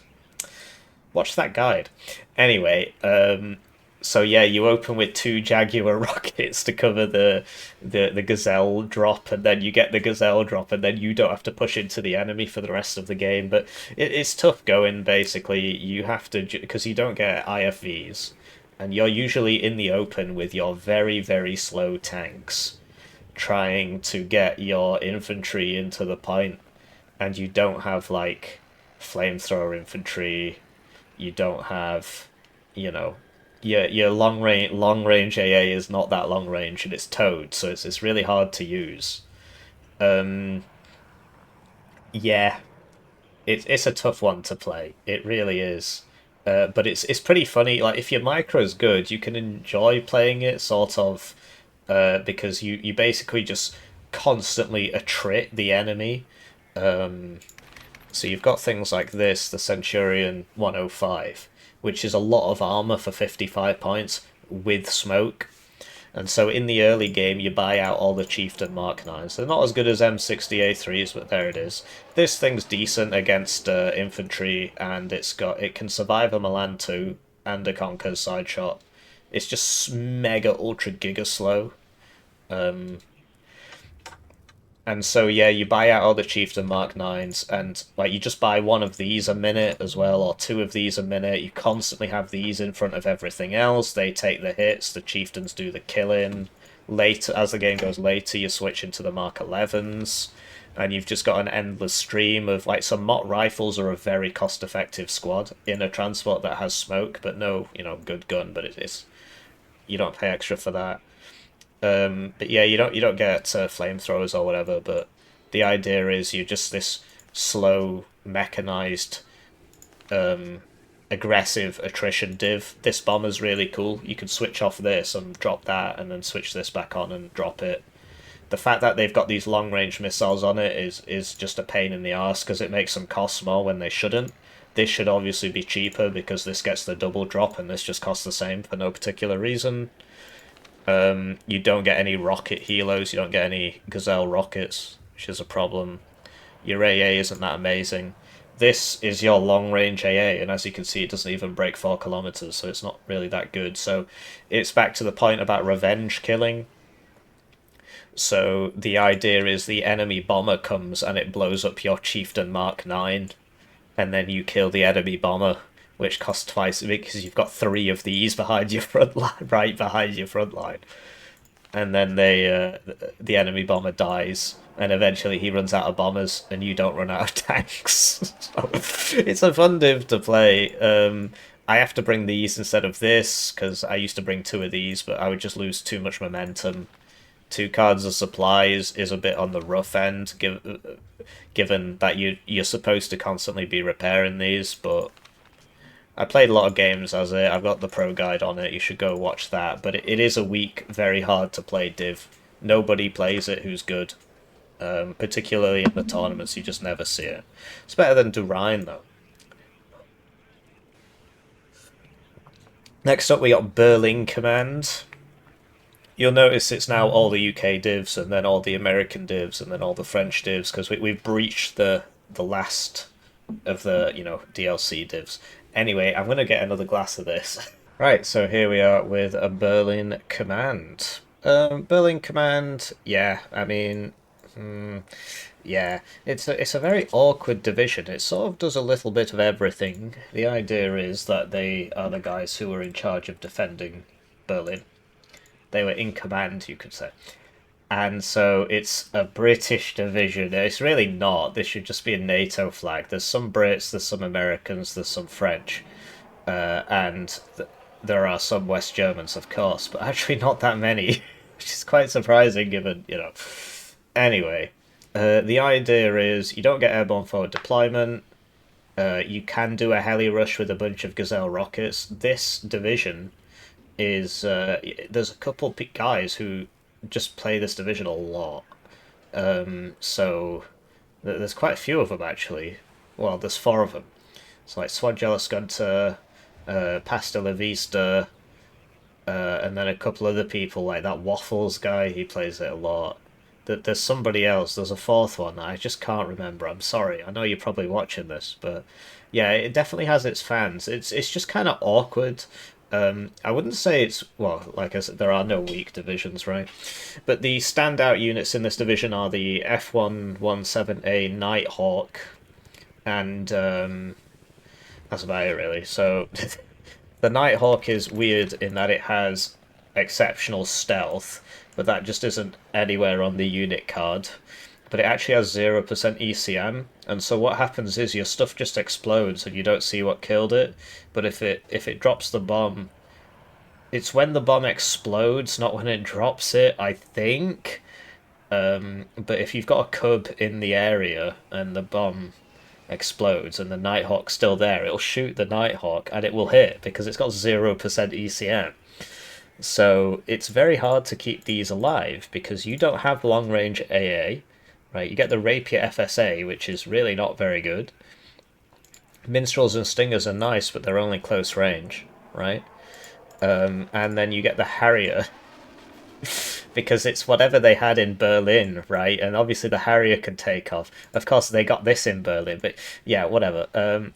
And so you have to protect the Nighthawk without good fighters. Now, I've got a really good video on the channel, and it's Swagella Skunter versus Griffin 65, so the best Berlin Command player versus one of the best players in the game.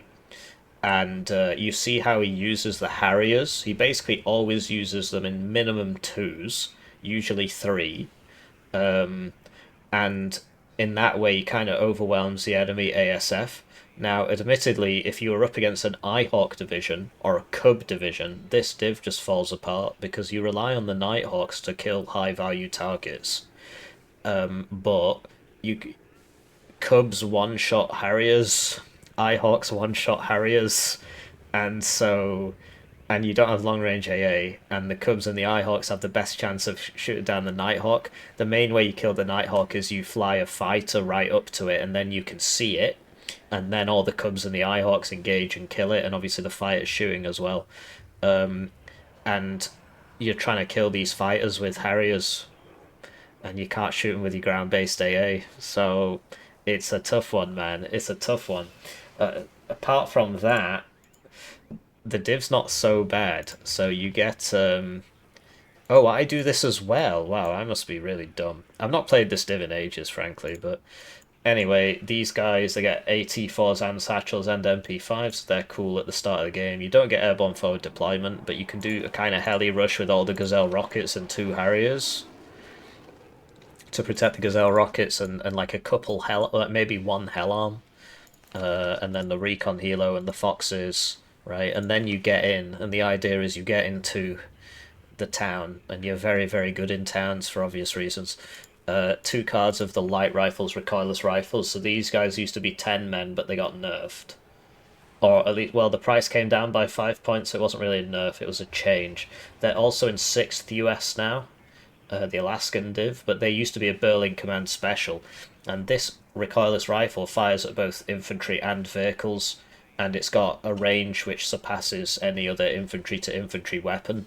So in the fights in the towns, the light rifles just dominate because they just suppress the crap out of all the enemy infantry.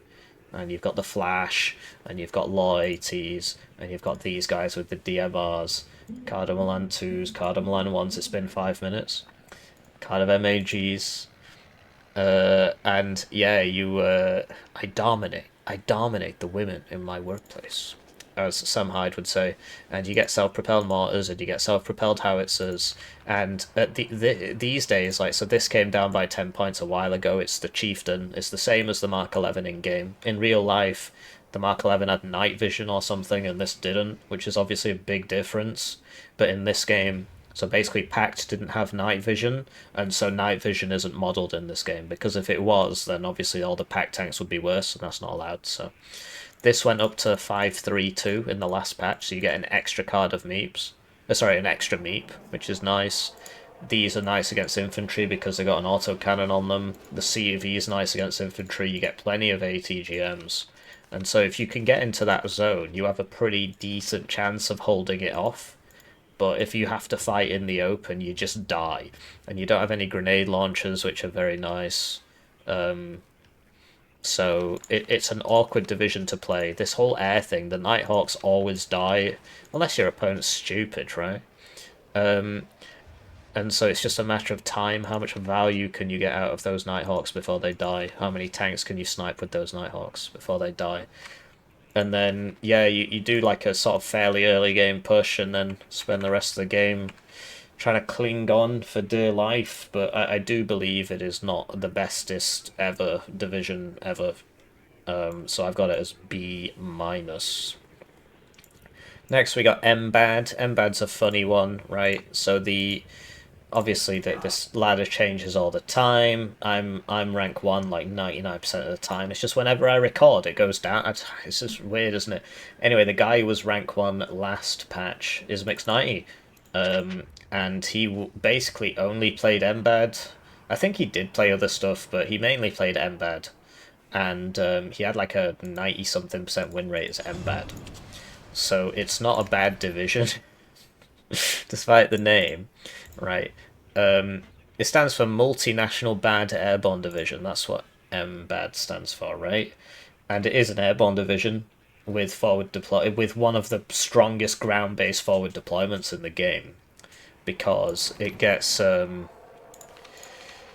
this is special forces, which means it gets plus 30% speed, which means it goes at 130 kilometers an hour, as does this, and so you get there pretty fast, right? And behind them you've got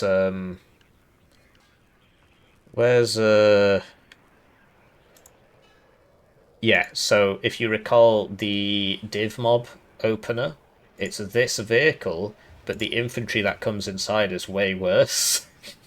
But the one in Div Mob's better than this. So yeah, that's kind of weird, right?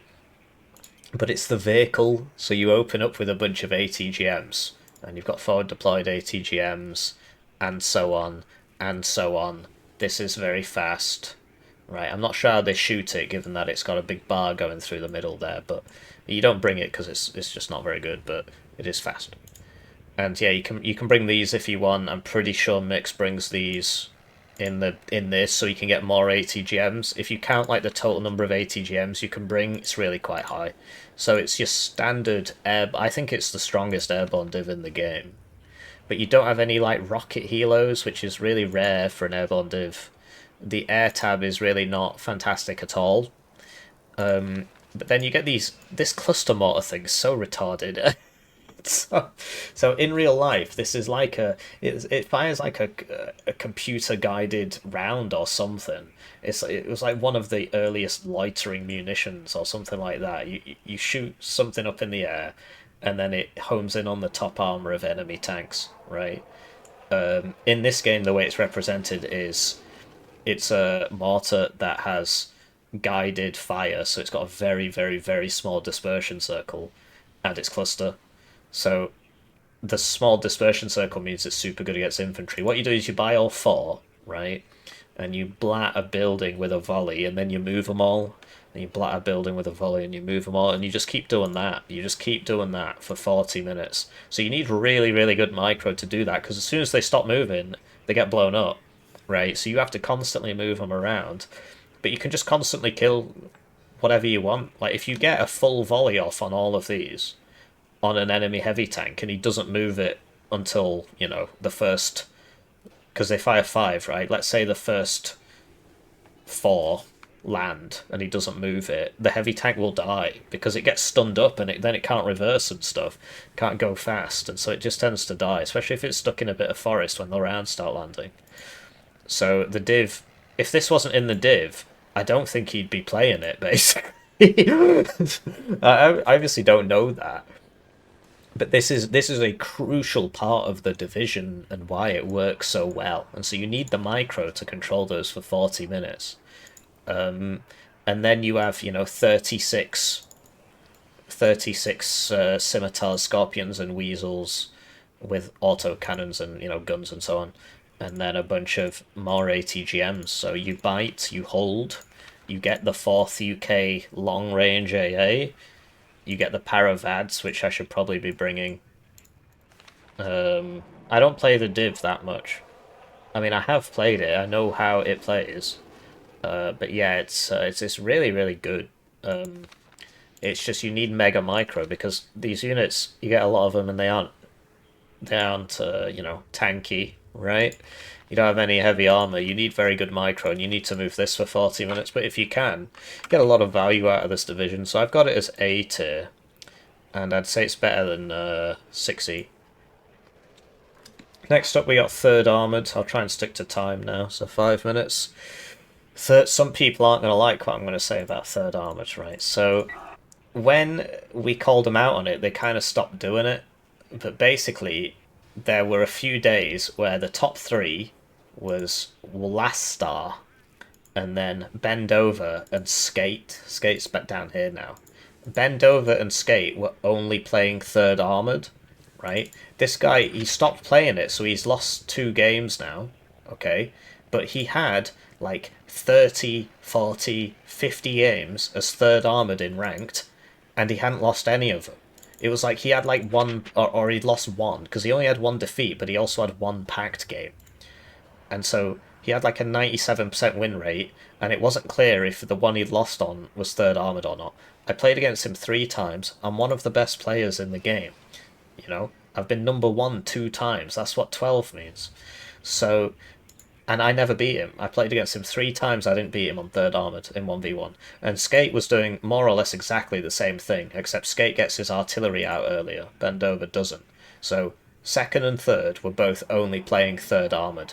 But oh, it's so weak. It's so weak. It's so weak. There's 57 divisions here. What do you think the statistical chances are that 2 out of the top 3 are only playing 1 division? And one of them hasn't lost any games, has it? And the other one only lost a couple. What does that tell you about that division? I mean, you just can't argue with the evidence. It's an S-tier division. It just is. The way they did it, they both did basically the same thing. You've got to play it differently to the way you play essentially every other division in the game, because it's quite slow to build up. But if your micro's good and you keep your HA Abrams alive, you basically can't lose, unless you lose these tanks. And so if you pay a lot of attention to them, then you win. And what they would do is they would concede ground at the start. They would just be like, you can take the middle zone, I don't really care. They open with these M150s everywhere, which gets a 50 cal, an ATGM, smoke, good optics and mediocre stealth, so it's good for holding ground. I believe they brought the snipers, or at least Ben did.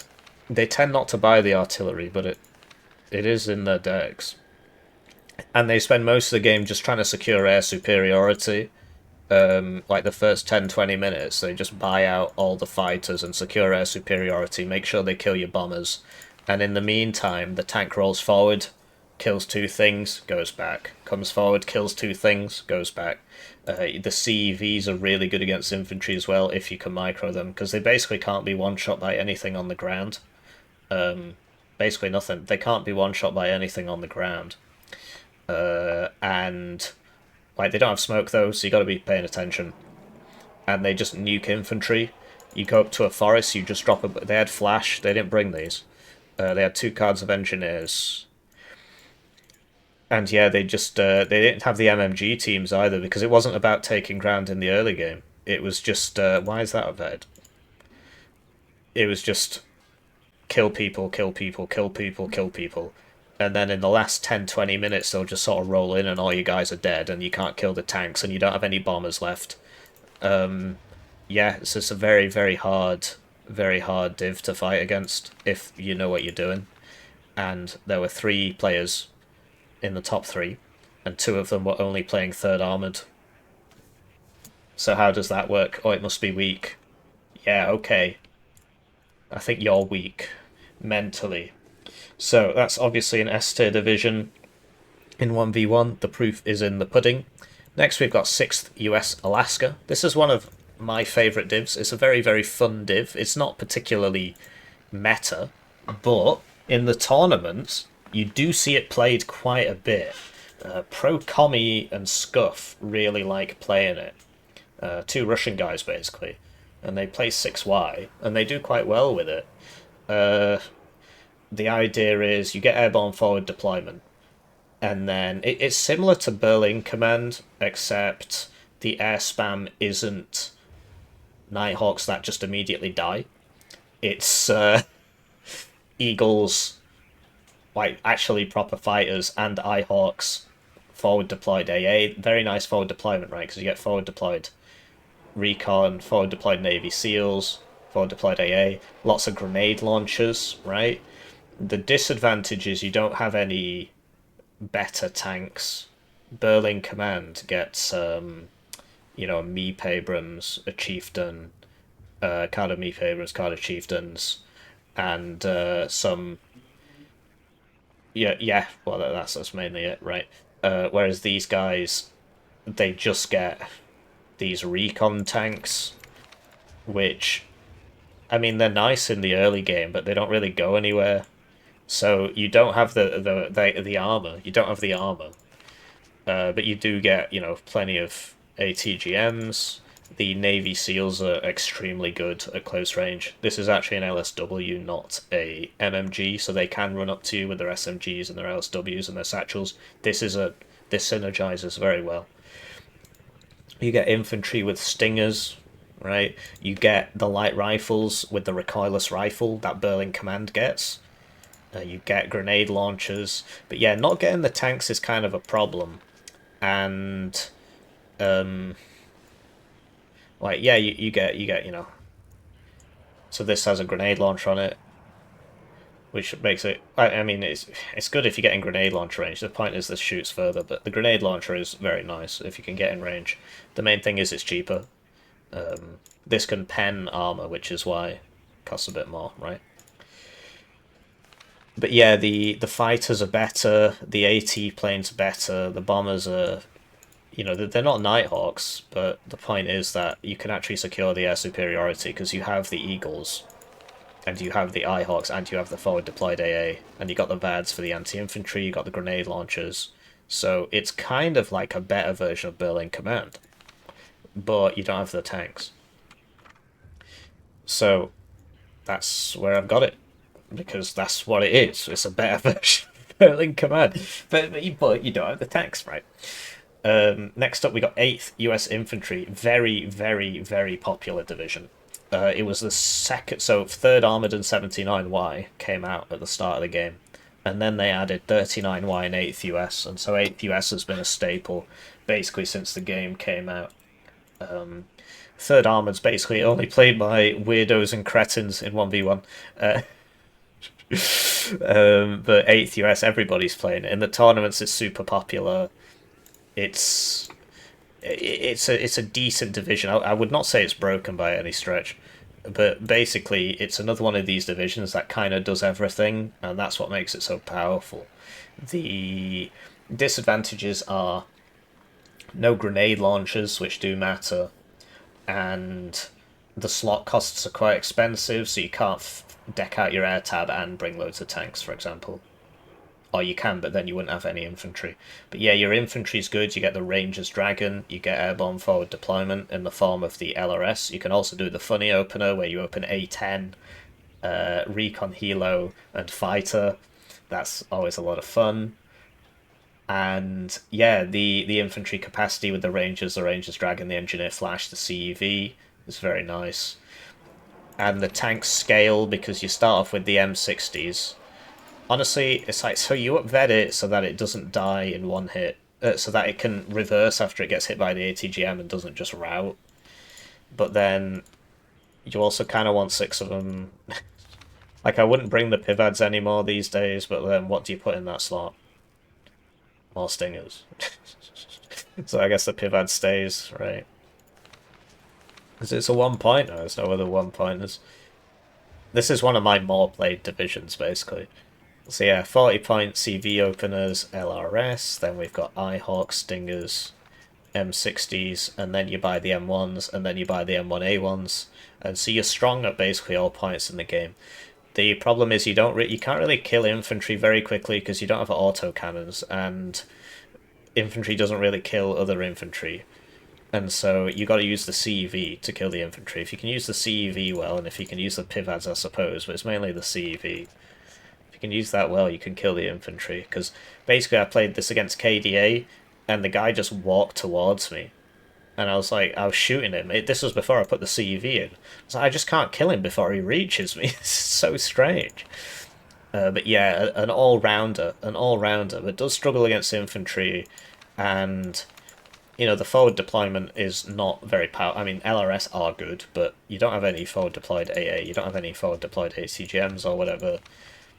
And so that's a bit of a problem. No grenade launchers, no IFVs, right? You don't have any vehicles with ATGMs on them. I mean, this does not count. And of course, yes, you get the wow, right? There's always some smart ass, but you don't have warrior spam or whatever. So I see it as ultimately a little inferior to First UK, but it is similar in a lot of ways. Is it better than 19th Czech? I'd say no, because 19th Czech T-72 dominance with the Visa Carrier, so well, the opener's better. Yeah, I think it's better than 19th Czech. But 19th Czech has the grenade launchers and it's got IFVs. Yeah, never mind. 19th Czech's better. Next up, we got 9th US. Super fun div. Super fun div. Very, very fun div. I love this div. So you get the quickscoper off Modern Warfare 2, right? The 50 cal. The Barra 50 cal. This thing goes at 120. It's not quite as fast as the MBAD one, but it's pretty fast. And this also goes at 120. This has the gun from the Cobra on it. Once I have ammo fast, but the idea is you open with this, and you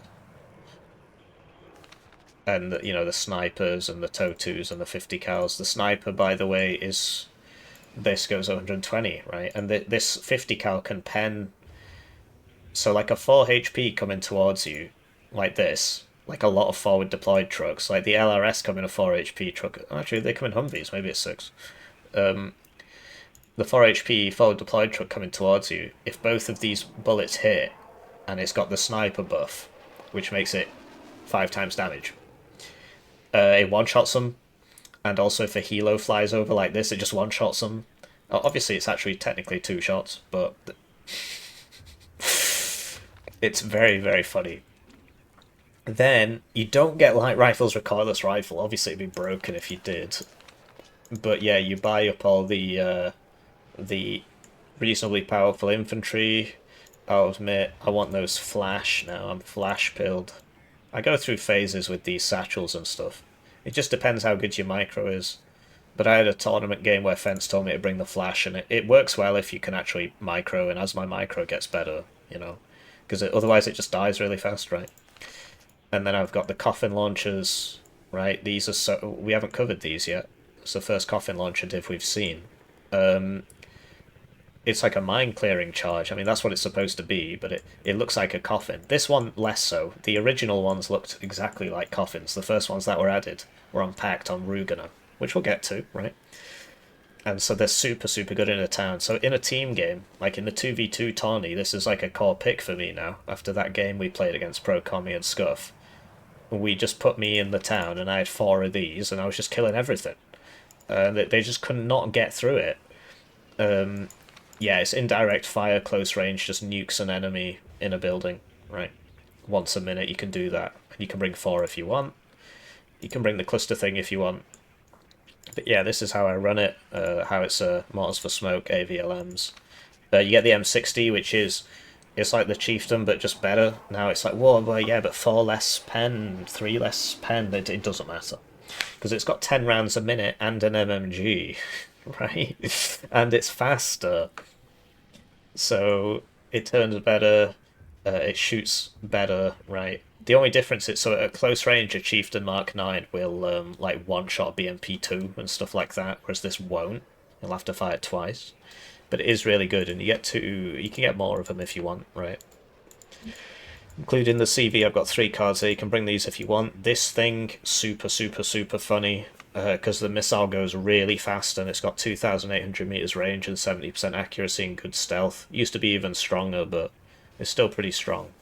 You pay a high price for it, but this is NATO's only ground-based 2,800 meter range ATGM. Pact has them coming up the wazoo, but you know, these guys, we only get this, so... So yeah, very fun div. You got to use the like self-propelled mortars for smoke is such a boon over 6th US, right? And you get what is actually a fairly strong air tab. People underestimate it, but like this thing's really good. The seaplane is good. This is one of the best fighters in the game, as is this. So yeah, really good div in 1v1. Just struggles a bit on the heavier assets and stuff, but it's very meta. I've got it in A+. I'd say it's slightly worse than Div Mob. But, well, overall, as a division, in the grand scheme of things, it's worse than Div Mob. But it counters Div Mob. because the M60s are really good against Div Mob's tanks, right? And you get Dragon 2s and stuff, and as the maps become more... Because the first maps they made was like, here's a flat field, go fight. And so stuff like the Dragon 2s, these smaller range ATGMs, admittedly back then they had more range, but they're just not as useful. But as you get more maps like Factory, it becomes more and more useful. Anyway, now we've got 11th ACR. 11th ACR. Where to start? Where to start? I mean, there are no bad divs. It's a funny div. It's kind of hard to play. Basically, in team games, it's great because you just get infinite Abrams. So, like Fortitude Fence, my teammate in all of these 2v2 tournaments, or most of them, he likes playing 11th ACAV a lot because he's always doing the armored thing and I'm doing the infantry thing. And we just put him on the open field and he just buys Abrams with Eyehawks covering them. And he gets lots of planes. He likes planes, self-propelled mortars.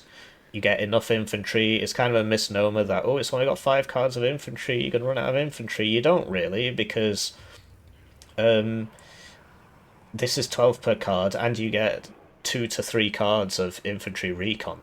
So you get airborne forward deployment. You can do the very funny opener, where you open quick fix, A10, F16. That's always a good laugh. Or you can... So, like, I haven't played this div in a while, right? But I've been playing against it. Basically, you want to bring this, because you buy all 3 of these at the start, and it is quite powerful. The question is, how do I fit it in? I'll have to think about it, right? There'll be a way. Gonna have to trade out some of the S, but yeah, I'd probably get rid of the LGBT, basically. Yeah. And then I can get this. So yeah, it's a good div.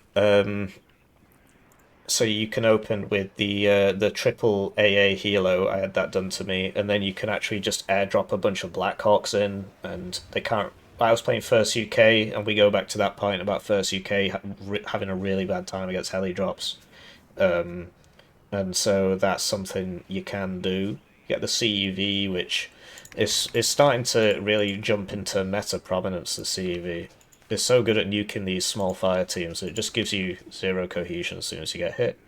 Ground surveillance radar and then infinite tanks, right? So it's not bad. I mean, they say, "Oh, you're gonna run out of infantry." You're not. You're not. You really don't. Probably bring that in the Humvee, because like you get this is more infantry. These admittedly used to be like a 9-man squad, which helped. But yeah, as long as you're careful with your infantry, you don't really run out.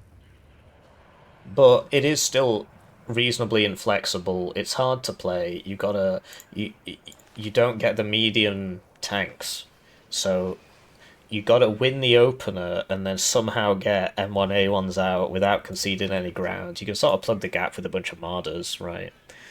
And you can use the helicopters. This has TOW2s on it. Ultimately, it has its shortcomings. I'd say it's better than second Czech, though. Is it better than Brunette? Probably not. Brunette's just way easier to execute.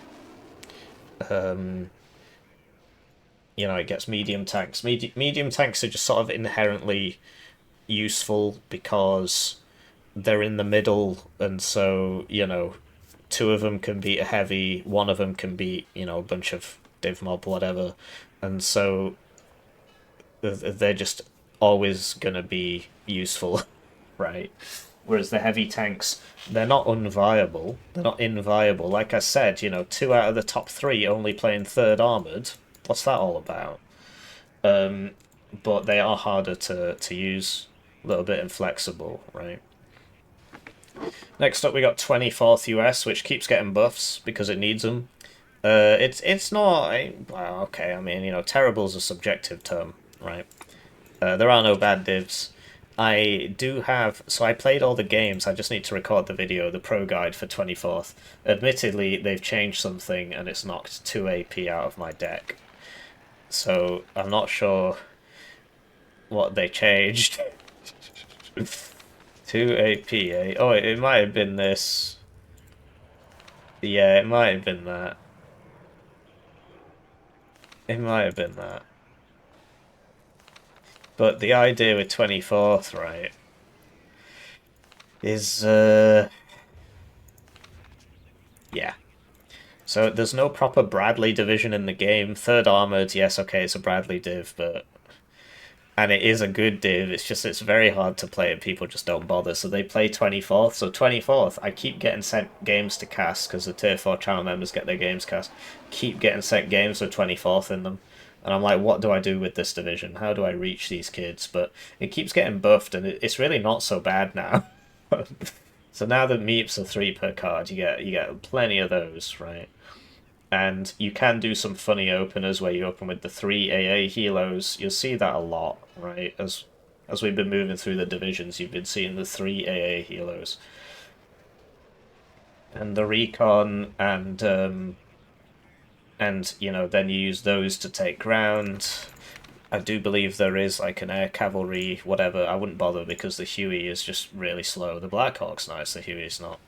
But the idea is you get in there, and then you stack up the Bradleys, stack up the Bradleys, stack up the Bradleys, stack up the Bradleys, and you just keep buying the Bradleys, right? And then you move into the Meeps, and you just have infinite ATGMs, because the Bradleys are all like the older Bradleys. They've got ITOs on them. And you just... It's like 4th UK, except instead of buying loads of tanks, you buy loads of Bradleys and only a couple tanks. That's really the best way of seeing it, because that's what it is. And so it's really not unwinnable. It's just being aggressive with ATGMs is hard, right? Attacking with an ATGM is hard because you have to be stood still for a long time to shoot it. Being aggressive with tanks is a little easier, but I would say it's better than 4th UK. But it really is quite similar. It really is quite similar, and that's why I've got them next to each other. They're both C+, right?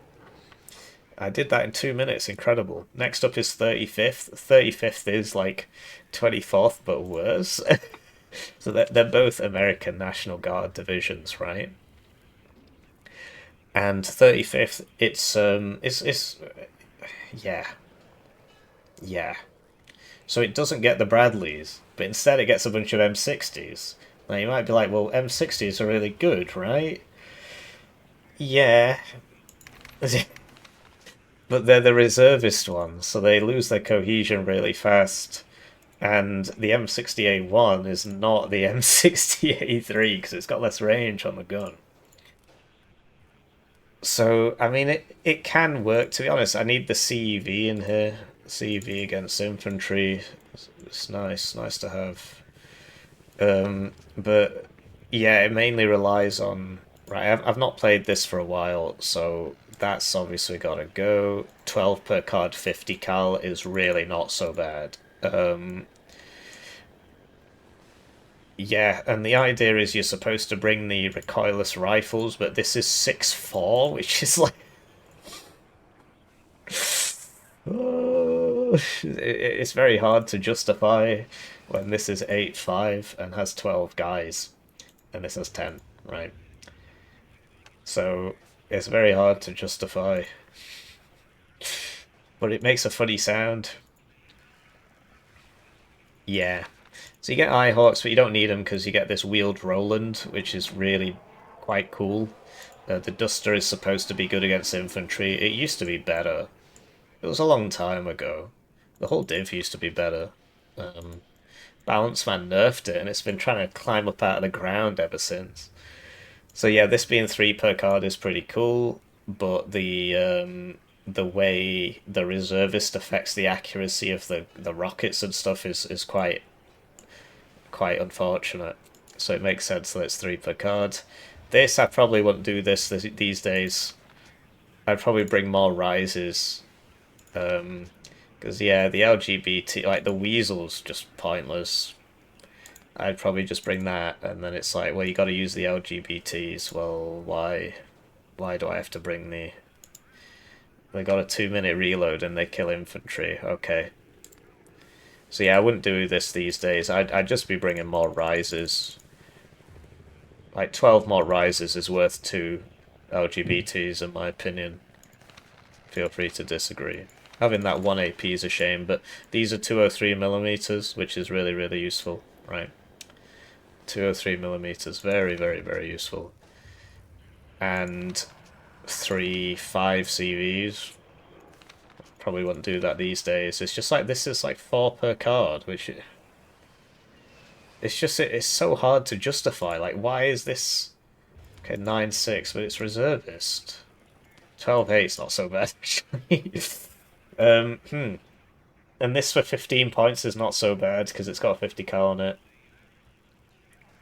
And this 3 per card is not so bad, but... Like, the only top player who plays this is Fortitude Fence. And admittedly, he does beat some people who you're like, whoa, how the hell did he do that? But that's what it is. It's, whoa, how the hell did he do that? The other person who plays it is T-Man, actually. T-Man plays it a lot as well, actually. Same with 24th, actually. For both of them. Yeah. Yeah. I mean, can I get away with 2 cards of supply? Probably not if I've got this many tanks. I basically need to find a way to get that 2 per card CV in there, but... Well, that's a 3, so I could get rid of... I could get rid of this, but you need it to go with your tanks. But do I not want this to go in my tanks? We're not here to build the deck, we're here to judge the division. And the fact of the matter is 24th is better, as is 4th Armoured. Right, next one. 82nd Airborne. I remember when Airborne was first added to the game, it was 82nd and 35Y, and it was crazy. Because the maps used to be built such that the middle points just had loads of points associated with them. So if you got there first, the game would end in 5 minutes, and you couldn't see anything back then. Recon was terrible, so 82nd day. It's it depends. It depends. You've got that kind of bell curve thing where all the noobs play Airborne, but then at the top there's a couple players who play Airborne and they're really scary. Mix 90 being the main one, but there's a couple others. And yeah, the idea is you get there first, you're an Airborne division. All your stuff has the little flag, right? So you get there first with your forward deployed AA, so those 3 per card whatever show up and you just kill them. And then you load up that plate with all the TOW2s, the dragons, and so on and so on. And then you swap into air spam, right? Do some air spamming. You can also do the funny opener, recon, A10. Try and get air superiority. As the game goes later, the enemy heavy tanks start to build up and you start to have more and more of an issue with that. Like your arty is not great. Admittedly, the last time I played this went like 3-2, I think, so that I'm showing my age here. Then yeah, you can bring these if you want. You just don't need them because you got forward deployed ground-based AA. There's no point in upvetting it, really. I mean, you can if you want, it's just, what's the point? It's good enough at 1 vet. And yeah, you just probably down vet that and just bring it just for spam. The idea is you get there first, and then you sit there and you try and make the game end before you die. I'm flash pilled now, you've probably noticed. Make the game end before you die, and it depends entirely on what map you get. If you get 2 lakes, you're probably going to win, because they have to assault a town, and you're just there. Probably wouldn't be updating these anymore. It's been a while since I played this div. And that's the idea. What else is there to say, right? You get these LAVs, they're like the VEC on First Spanish, right? But better, because this is better. And it's got an extra gun, which doesn't really matter, but the main issue is you lose 1 availability in exchange for 1 veterancy, right? LRS, kind of ubiquitous. And yeah, the Sheridan, it's only got 3 armor, but it's got a very funny anti-infantry gun on it, because it's 152mm. The HE value is quite high, and the suppression value is quite high, so... And the Shillelagh,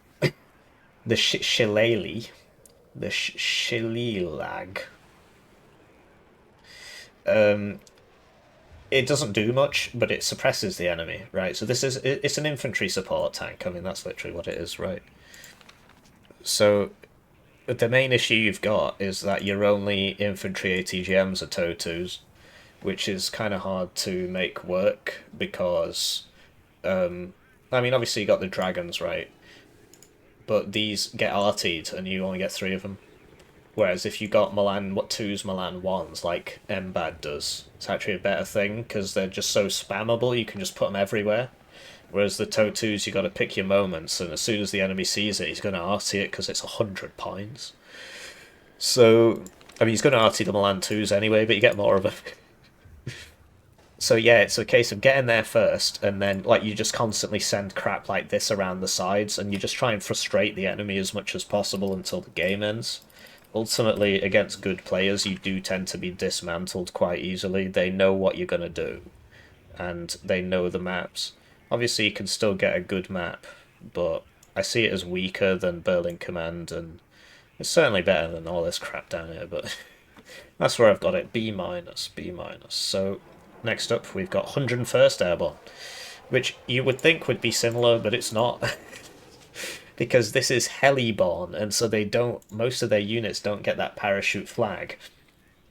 But they get the Delta Force, which do have the... Admittedly, so 101st is better than 82nd. Because if your stuff is airborne, because for whatever reason it's got a bunch of heavy tanks, right? If your stuff, you're paying for that airborne tax, it's only useful at the start of the game, but you're paying 5 points more for your infantry, all of your infantry, for the rest of the game, which is a bit of an issue. And so you don't want everything to be airborne forward deployed.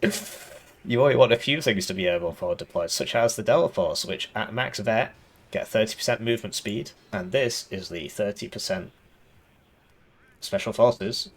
So this goes at 130. This is the strongest airborne forward deployed mega unit in the game, right? Because the other ones, like the ones on MBAD or whatever, they're not an infantry unit with a Calga stab and a sniper and, you know, and what have you. So you bring one card at max vet and one card at 2 vet in the grenade launcher, because you only need a couple to go mega fast and secure those key points at the start of the game. And the other ones, they can still go mega fast at the start of the game, but not as super giga fast, and they get the grenade launcher, which obviously helps them. You get the sniper as well, because you need the grenade launchers. This div struggles with direct fire support, because you don't get grenade launcher infantry, whereas 82nd Airborne does. So that is a shortcoming.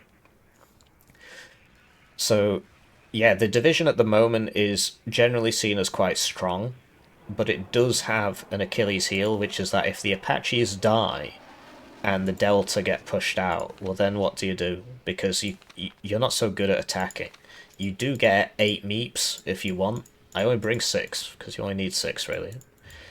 And they are nice. But you really kind of struggle to kill enemy infantry, because infantry doesn't kill infantry. You don't get the flash. I'm flash pilled. You don't get the grenade launchers. And so like, this squad will beat another squad, but it takes time. And in that time, the enemy calls in arty on you and kills you. So, and like, this is really slow. I used to advocate for these, but they only go at 40 kilometers an hour. And then they run out of fuel. So they're not very good. So the division is super strong in that the Delta take the ground, and then you just load up that plate with air rifles dragon, and you don't have to pay that you don't have to pay the airborne tax. You know, you get the TOW2s, you get the M60s, you get loads of Apaches and heavy hogs and this thing. So I like to open with 3 of these, the Delta and 1 of these, and the auto cannon on this, because it's max vet. Interestingly enough, special forces on helicopters don't actually go faster. It's on a ground unit. So, but it does say it goes faster there, but it doesn't. We've tested it. So yeah, you show up with this, and you just kill the whole enemy's forward deployment. They buy a plane to shoot it down. It's got 20% AECM, so it might survive, but the main thing is these kill the plane. And you want to kill all the enemy fighters so you can start bringing out the Apaches. And I like the heavy hogs as well, they're fun. 82nd gets those as well. And you get better arty, because this thing at long range does nothing. If you shoot this at the max range, I've seen it shoot 2 of them at an infantry with 1 HP, and it survived. Then I brought them close, and I used 2 of them against a 3 top armor tank, which is the highest top armor. It was a meep. It wasn't mine. And it killed it in 1 salvo. And it did that multiple times, and my opponent was doing it to me. That's the 101st mirror game against Praying Wolf, right? And so it is great, but you've got to bring it close. You can't use it max range. If you want to snipe in ATGM, just bring these. So it's a really fun div to play. Once you drop off your aero rifles, you use the Blackhawks to just soak up AA fire, and then kill said AA with the the howitzers or the infantry and so on. But you struggle to kill infantry, so you start doing things like you bring this, and you bring the Stinger in this, just for the 50 cal, because you need to kill the infantry, because you don't have grenade launchers, which 82nd Airborne does get. So yeah, it's a super strong div if it's allowed to. Like, if you end up against it on Cliff, I've never seen 101st Airborne lose on Cliff. I've been 101st Airborne, I've been against 101st Airborne, and I've not seen 101st Airborne loss on Cliff, because it's just a big flipping town, right? So, but yeah, it does have that kind of Achilles heel. So I've got it A-, near the top of A-. Now we're into the French divisions. So 5E. I suppose we already covered 6E.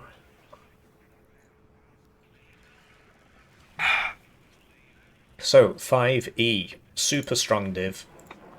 This div has a very long and wretched history of French people saying that the division doesn't need nerfing because it's fine, and then the div gets like mega giga nerfed, and then they continue to play the div and continue to do really, really well with it, and then they say the division doesn't need nerfing, it's fine.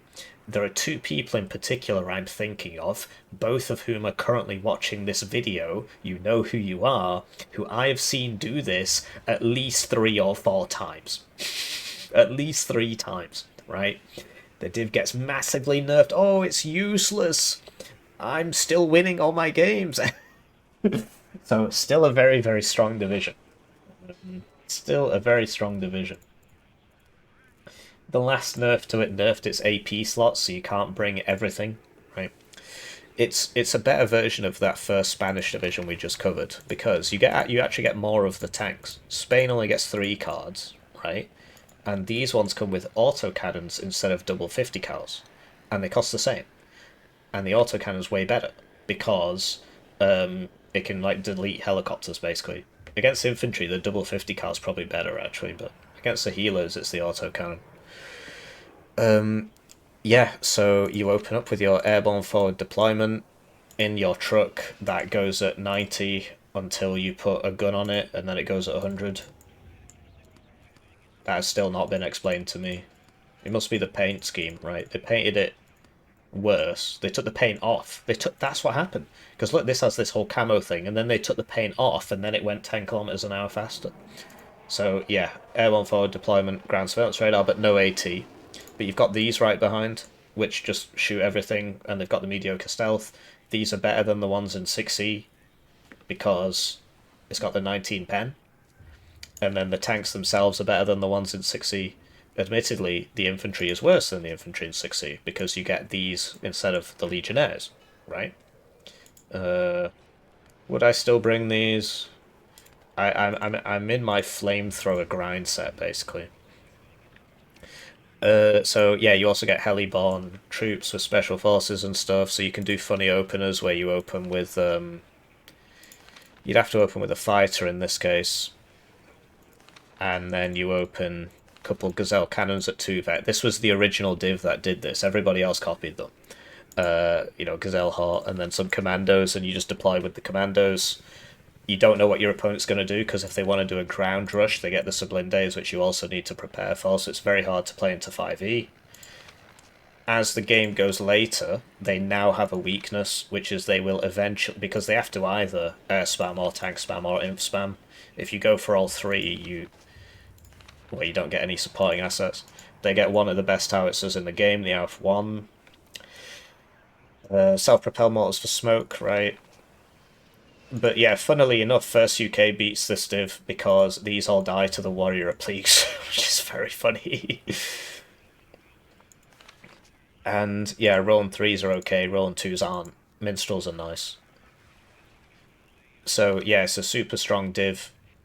You get, you know, autocannons and stuff. Although I'm not sure why I'm bringing the chasseurs and not the escorte PC. But yeah, I've not actually played it in a little bit. But I play into it a lot because lots of people play it because it's so weak that they just keep playing it. They just keep playing, and it gets nerfed again and again and again, and they just keep playing it and they keep winning, and they're all up there, high on the leaderboards. Yeah, such a weak div. Anyway, we do what we can. I'd actually say it's slightly worse than Div Mob. It does counter Div Mob because the AMX tanks, the ones with the autocannons, just kill all of Div Mob stuff, but overall, I'd say it's slightly weaker than Div Mob, but it's still very much up there in the top tranche. Right, then we've got 11E. I'm determined to finish this today. 11E. I don't have to speak tomorrow. So this is an airborne div, another airborne div, right? So they get in, like, they're not so bad anymore. I'd say it's better than 82nd Airborne, because you get in with your forward deployed AA and your so on, right? And then, because they recently added the Eric's 26 pen, so that's really nice. That is really, really nice. And the Paras Marine come at 5 availability at max vet with DMRs, so they're very powerful as far as squads go. Your disadvantage is you don't get any cheap infantry, like you don't get reservist whatever. Admittedly, none of the airborne divs do, but yeah, so you can't just flood with cheap infantry, so what you do is you instead flood with Milan 1s and the 30 cals. That's your flood. You also get air mobiles for that helo. I don't know, they changed the uniforms. I'm not sure what happened to them. They all jumped into a pond and became one with the frogs, I suppose. So yeah, you get there first. You've got forward deployed self-propelled mortars, which means you can do some really wacky stuff at the start. Your late game artillery potential's very weak. Your late game armor potential's very weak. In general, it's, you know, get there first. You can do the funny opener, right? You can bring these if you want.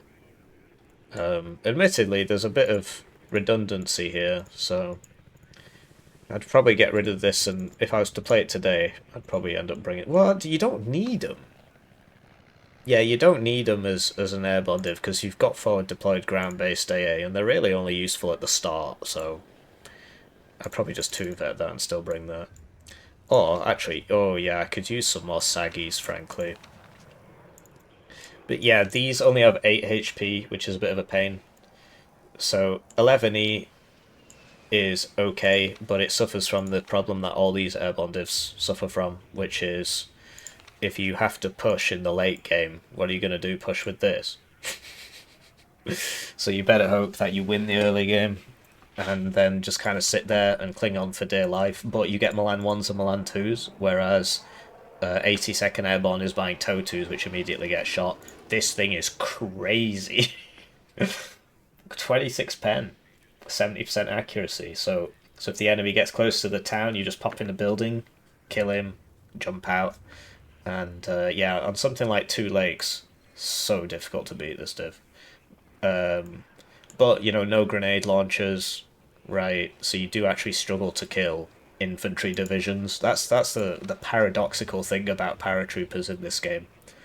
They're great against armor, you know, with the ATGMs and so on, but they actually suck against regular infantry divs because the regular infantry aren't paying the airborne tax, and they tend to get grenade launchers and things like that. I'd probably bring that at 1, but so yeah, it's a funny div. It's a funny div. Certainly better than 82nd Airborne. So I've actually got it as B tier, king of B neutral. Obviously, it's not B plus. And yeah, I think it is better than all these divs. Get there first, Eric's everybody to death. Gotta have nice micro. Anyway. Next div is 152 easy, which, I mean, there's this constant debate about 152 versus Durine, right? Durine has the better armor options, but 152 gets airborne forward deployment, which is very, very important. So the idea is you get these Commandos de l'air, which are pretty crazy units. They used to be better. They used to have special forces on the vehicles, so they would go in at 130 at the start, but I don't think they need to bring that back, frankly. So, yeah, they've got so most infantry units have DMRs, whereas this is a full-powered sniper rifle, so it goes further. And so, it's very powerful. This is the old arm burst. This is where it ended up. Oh no, actually, SASG get arm burst, don't they? Anyway, so you get there first with your airborne forward deployment. Think Durine. Think back to Durine, right? So you got your 2 cards of ATGMs, and they're coming in ATGM transports, right? And you get the, you know, the 30 cals, and they're reservists, which means they're 1/3 less price, and they're still, you know, they might be 20% less useful, 10% less useful, but you don't get self-propelled artillery. You got to tow all your stuff around, which is a pain, and then you just get a bunch of these wheelie boys.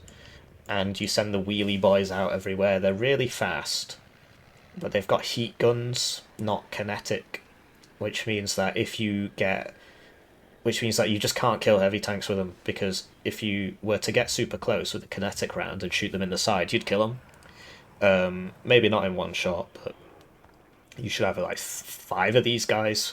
You should, in a fight against an M1A1, have 5 of these, because 5 of these is less than one M1A1. And M1A1's what, 275? These are 50 each. It's 250. Quick maths. but they're heat guns, so the closer you get, they don't get any better, and the enemy definitely one-shots you. So, so it's you got to get there first, and then it's sort of like an airborne div in that you get there first and cling on for dear life, and it can work, but you need. This is because they've only got one armor, so this is probably the highest micro division in the game. But this having 6 HP is nice. It's like the Gazelle cannon thing, but it's got 6 HP. These used to have 6 HP, but they nerfed it to 4. I'm not sure why, because it is wider than the other one. So yeah, you get there first, you hang out. I personally prefer playing Durine, but I think the potential of this div is greater than Durine because you get there first, which means you're not pushing in, which means you're defending, which puts you on the... You're more like an airborne div, right? And this is forward deployed AA, so it can't be stopped.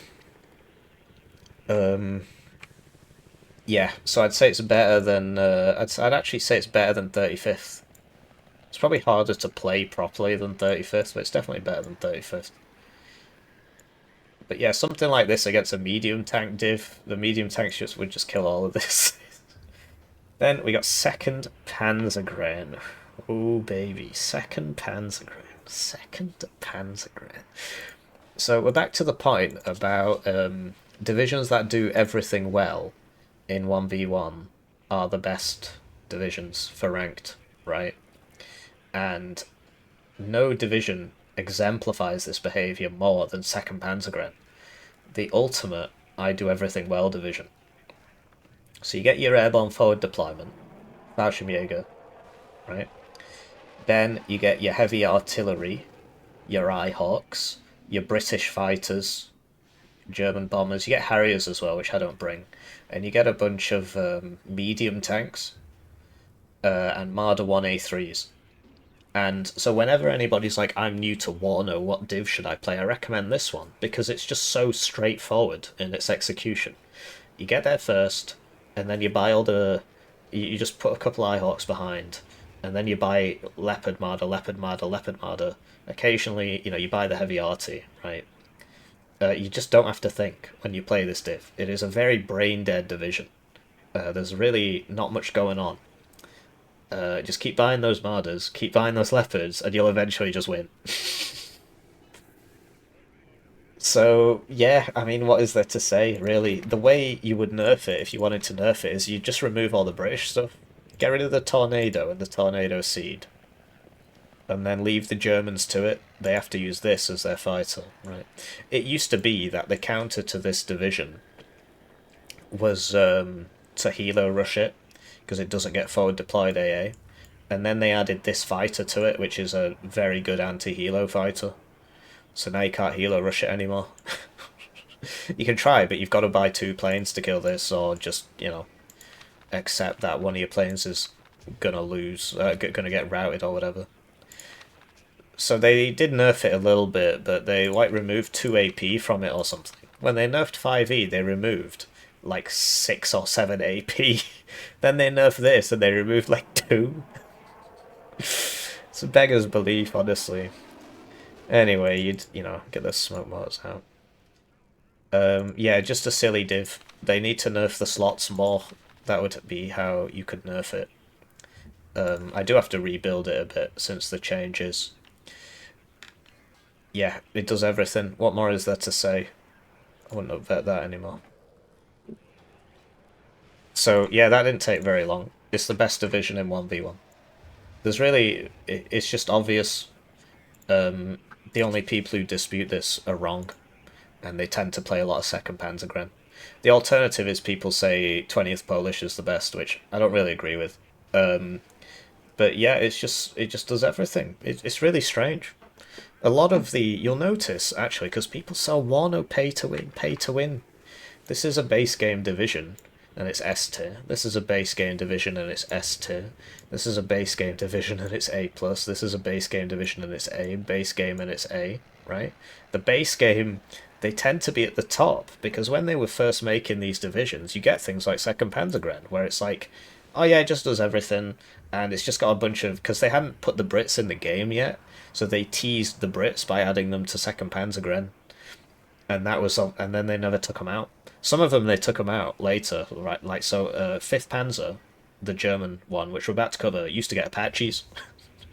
So yeah, it's the strongest div in the game for 1v1 certainly. Next we've got reset my timer. 5th Panzer. Wow, I was just talking about you. So 5th Panzer is sort of like 2nd Panzagram, but without the bells and whistles.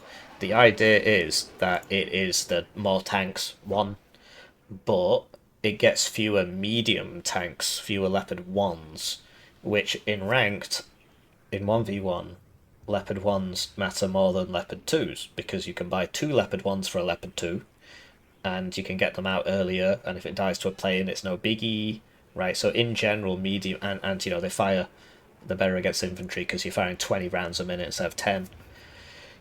So in 1v1, medium tanks are better than heavy tanks, as a general rule.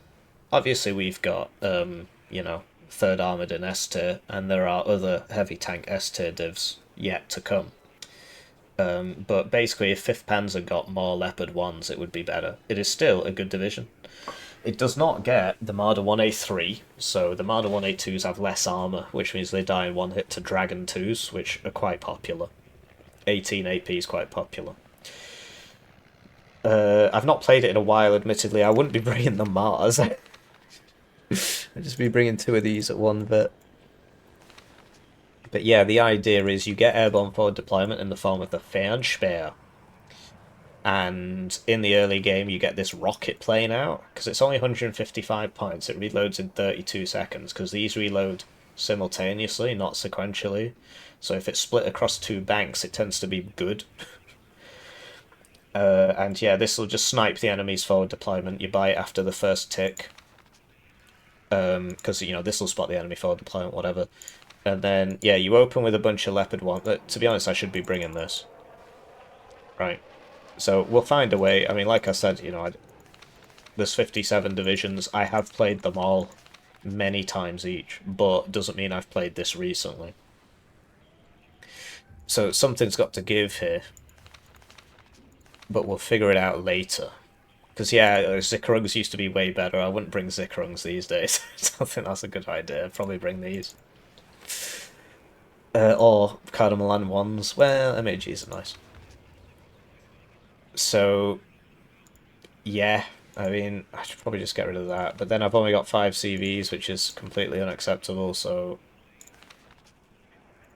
in Leopard 1 CV. Yeah, I'll just get rid of these then, and then ta-da, right. So the idea with 5th Panzer is you just kind of mega... Oh, I've got the bug. Well, it's over. This always happens, man. I don't know why they don't fix this. So, 2nd Panzer gets Eyehawks, which have mega range. 5th Panzer does not get Eyehawks. 2nd Panzer gets better artillery because it's 203s. 5th Panzer does not get 203s. 2nd Panzer gets Marder 1A3s. 5th Panzer gets Marder 1A2s. In a team game, like a big team game, 5th Panzer can be superior if you intend to fight in the open, because you just get a bunch of Leopard 2s and you just drive them forwards and backwards. But in 1v1s and 2v2s, like, so I've won a lot of the 2v2 tournaments, and I'm almost always playing 2nd Panzagram at least once in those tournaments. I don't play 5th Panzer. Like I said, I haven't played it since the Zickerungs change. How long ago was that? Right? But 2nd Panzer, I play it constantly in the tournaments. So yeah, it is just kind of a bad 2nd Panzer. You could still win with it. It's just the question is always, why am I playing this and not 2nd Panzer? So, yeah, I mean, I've got it A- tier, because there's nothing wrong with it. It's just, this is just way better. And they're so similar as well. Yeah. Next up, we've got TKS. TKS, yes. It's another one of these reservist spam divs, but it was one of the earlier released ones. It's actually a very fun div. I've played it a lot. I played it in the recent 2v2 tournament, actually. It's fun in towns and stuff. It can really work. Admittedly, the divs I really wanted to be playing got banned. But Yeah, the idea is you open up with so these Green Berets got their instructor trait recently, which means they remove the reservist debuff and they give you a rank of veterancy, and that's why I was playing it in the tournament, because you put them with the Heimat Jaeger. So your airborne forward deployment consists of the Fallschirmjäger B1, which are crazy. They're in Lufty Landy as well, but this is such a nice squad. It is insane. Satchels with MP5s are just way, way, way better than all other SMGs in the game because they have twice the accuracy. LSW, so it fires while on the move. It's 7.62, so it doesn't fire in the same building. A 5.561 does, but the point is you run right up to them, shoot them with the MP5s. This thing is firing all the time until you get right up to them, and then the satchel kills them. And then if it's a vehicle, this thing just explodes it immediately. You get AMX 10 RCs. You've got one of the best openers in the game. This is your AA. You want to bring it at 2 vet, just for the deployment. One of the best openers in the game, right? The Gazelle Cannon, Gazelle Hot Opener. I brought these at 1 vet because I thought the game was going to go late. And yeah, the Green Berets come at 100 kilometers an hour, whereas the Fallschirmjäger comes at 90, which is why you bring the Green Berets as well. But now they get the instructor trait, so now you buy 1 Green Berets for every 2 Heimat Jaeger. I was trying out the Reserve Pioneers as well. They were less cool. And the idea is 1 Green Berets for every 2 Heimat Jaeger, and you just walk into them and kill them all. You know, this Milan 2, Milan 1 in a Milan vehicle, MMG. You see that a lot, don't you? It's one of the core competencies of this game. You need to get it in your head.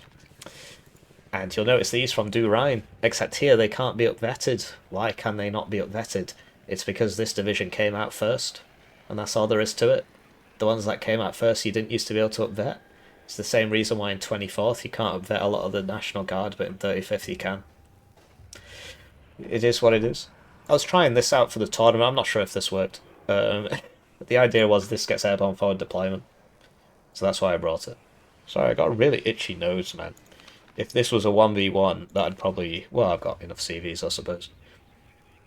So yeah, it's got a funny opener, and then you put up the Eyehawks and the 203s and the self-propelled mortars for smoke. But ultimately, like, it is kind of easy to dismantle. If you could vet these tanks, it would be a lot better. But you can't, so... It's, I'd say it's better than 24th. I've got it in C+. Right, now we move to the East Germans, 4th Mordschützen, one of my favourite divisions in the game. It was added when 2nd Panzagram was added. So from what I remember, it went 79Y 3rd Armoured, 8th US 39Y, then 5th Panzer 7th East German, and then 2nd Panzer 4th East German. I think that's how it went. The 5th and the 2nd might be the opposite way around, and therefore the 4th and the 7th would be the opposite way around as well. But yeah, really fun div. It's one of my favourites. I play it in the tournaments. I beat one of the best players in the game on Div Mob before the nerfs with 4th Mordschützen, and he said Hippie can only win with cheese, which I thought was very funny given what division he was playing. Anyway, you get the Fallschirmjäger opener, right? Like I said, it's another base game div, so it's got everything. Forward deployment, right? IFVs, but not BMP2s. Grenade launchers, Cubs, T-55s instead of Leopard 1s, and very nice air spam. Very nice air spam. So this plane, I bring it on 7th as well. I think I bring it on KDA, but it's been a while since I played KDA. The idea is you evac it just before it shoots. Then it shoots from 4,225 meters away, which is wonderful. And it 1 in every 3 times it hits. Well, that's fine. I'll be back in 30 seconds to try again. And you come up against people and they're like, how did that hit me? How did that hit me? It's only got a 30% hit rate, and their brain just doesn't remember the 2 times it missed. Very, very funny piece of kit, and you put the seed with it, right? And the seed is right behind it or right in front of it, and it just keeps everybody alive. It's very hard to micro though. It does tend to die a lot because you just don't look and then it dies. So yeah, Fallschirmjäger going in, and then BMP 1 spam, super nice. T55As for the early game into the AM2s for the mid to late game. Admittedly, in the late, you can't go any higher than this, basically. This has 2,800 meters range. Now think back to 2-3 hours ago when we were talking about second Czech. Second Czech gets this tank but without the Resolute. Second Czech gets this tank without the Resolute. And second Czech doesn't get airborne forward deployment. And it doesn't get all these Resolute units. So this is just and the air spam's better in this div. So it's just a better second Czech, right? Admittedly, this one came out first. So yeah, it really is a personal favorite of mine. I love playing it, and people love banning it against me because they lose to it, and then they're like, I'm not putting up with that again. Special forces, satchels, and smoke. So you throw the smoke, run across the street, jump in the building, and kill them with the satchels. Admittedly, the M60s aren't very useful, but super fun div, super fun div. Yeah, I love it. I mean, it does have problems in that you're just in a constant state of decay because you tend to get in first, or if you're against airborne, they get in first, and then you push them out relatively quickly with the T55s and the T55 AM2s. And, you just play for the late game versus airborne and you tend to win. If you're against a heavier div, you tend to get in first, and then you've just got to cling on for dear life while all your T55s die. Because if an M1A1 shows up, I'm pretty sure this can't engage it at max range. So you've got to start getting really creative with your smoke. So, and then you're trying to air spam, and they're an M1A1 div, so that they've all got Eyehawks. Well, okay, I suppose third armor doesn't. So it's hard to play against those heavier divs. Certainly. So it's got clear strengths and clear weaknesses. That's why I love the divs like that. So I've got it in A tier, right? Next we got 7th Panzer. My most recent pro guide released was 7th Panzer. I just played like 20 games of it recently, so I'm pretty adept at this. It's similar to 4th, except you get more T72s, and you trade your forward deployment for T72s, basically. So you get more BMP ones, which is quite funny. You still get the grenade launchers, the Conkers. You'll see it really is quite similar. This is why I grouped them by nation, apart from the DLC ones, which I figured you'd want to see first. So I run 3 cards of supply. I've got the 2 Acacias at 1 vet, because I'm getting there second basically. You do have a little bit of airborne forward deployment. The Spezialaufklärer, they're a lot of fun. And yeah, strangely enough, you actually get more T55As. And so you basically you buy 1 of these, and then 2 of these a minute. And then once you run out of these, you buy 1 of these and 1 of these a minute. And you just do that for the whole game, and you just slowly attrit your enemy to death. Now, having said that, if you're against M1A1s, you still kind of struggle in the later game, because this is a very good mid-game division. Coincidentally, you get the Seed and the AT playing again from and this thing, so there's a lot of crossover with 4th Marschützen. 4th Marschützen gets better, more infantry, whatever, and you get better, more tanks. But yeah, as it goes late, watch that 7th guide. Obviously, I'm saying, once you finish this 5-hour video, go watch another 2-hour video. But the idea is the T72s help you in the these help you in the early game, these help you in the mid game. But once it starts getting to the later game, if you haven't won by that point, you're in a serious world of hurt, because the M1A1s will just kill these. so you just got to start smoke. Or the T80BVs will kill them, the T80Us and so on. So in that guide, you see that happen a few times, where in some of the games I just win inside of 5 minutes. You just open up with a Spezialaufklärer and just pour a bunch of BMP1s and T55As, which I bring at 2 vet, as you can see, into the town, and you just win. But if you're against somebody who just falls back, conserves their forces, right, builds up the T80BVs, and builds up the M1A1s. In the example, there's a couple T80BV divs, and I really struggle against them as the game goes on. They're like razor-thin margins towards the end, where it's like, I need to smoke the whole map to win. So it is worse than 4th, in my opinion. Mainly because the opener isn't as... Well, actually, no, it isn't. It's better. It's better, because you still get... Right, so you still get the airborne forward deployment, right? And then you get 2 cards of these into the T-72s and loads of BMP-1s. So it is, and you still get a decent air spam heli tab, right? So they're very similar. 4th has more special forces infantry, where you don't need more special forces infantry, you just need enough to get in at the start, and then you just spam out the Mochus, and so it is better. I've actually got it in A+.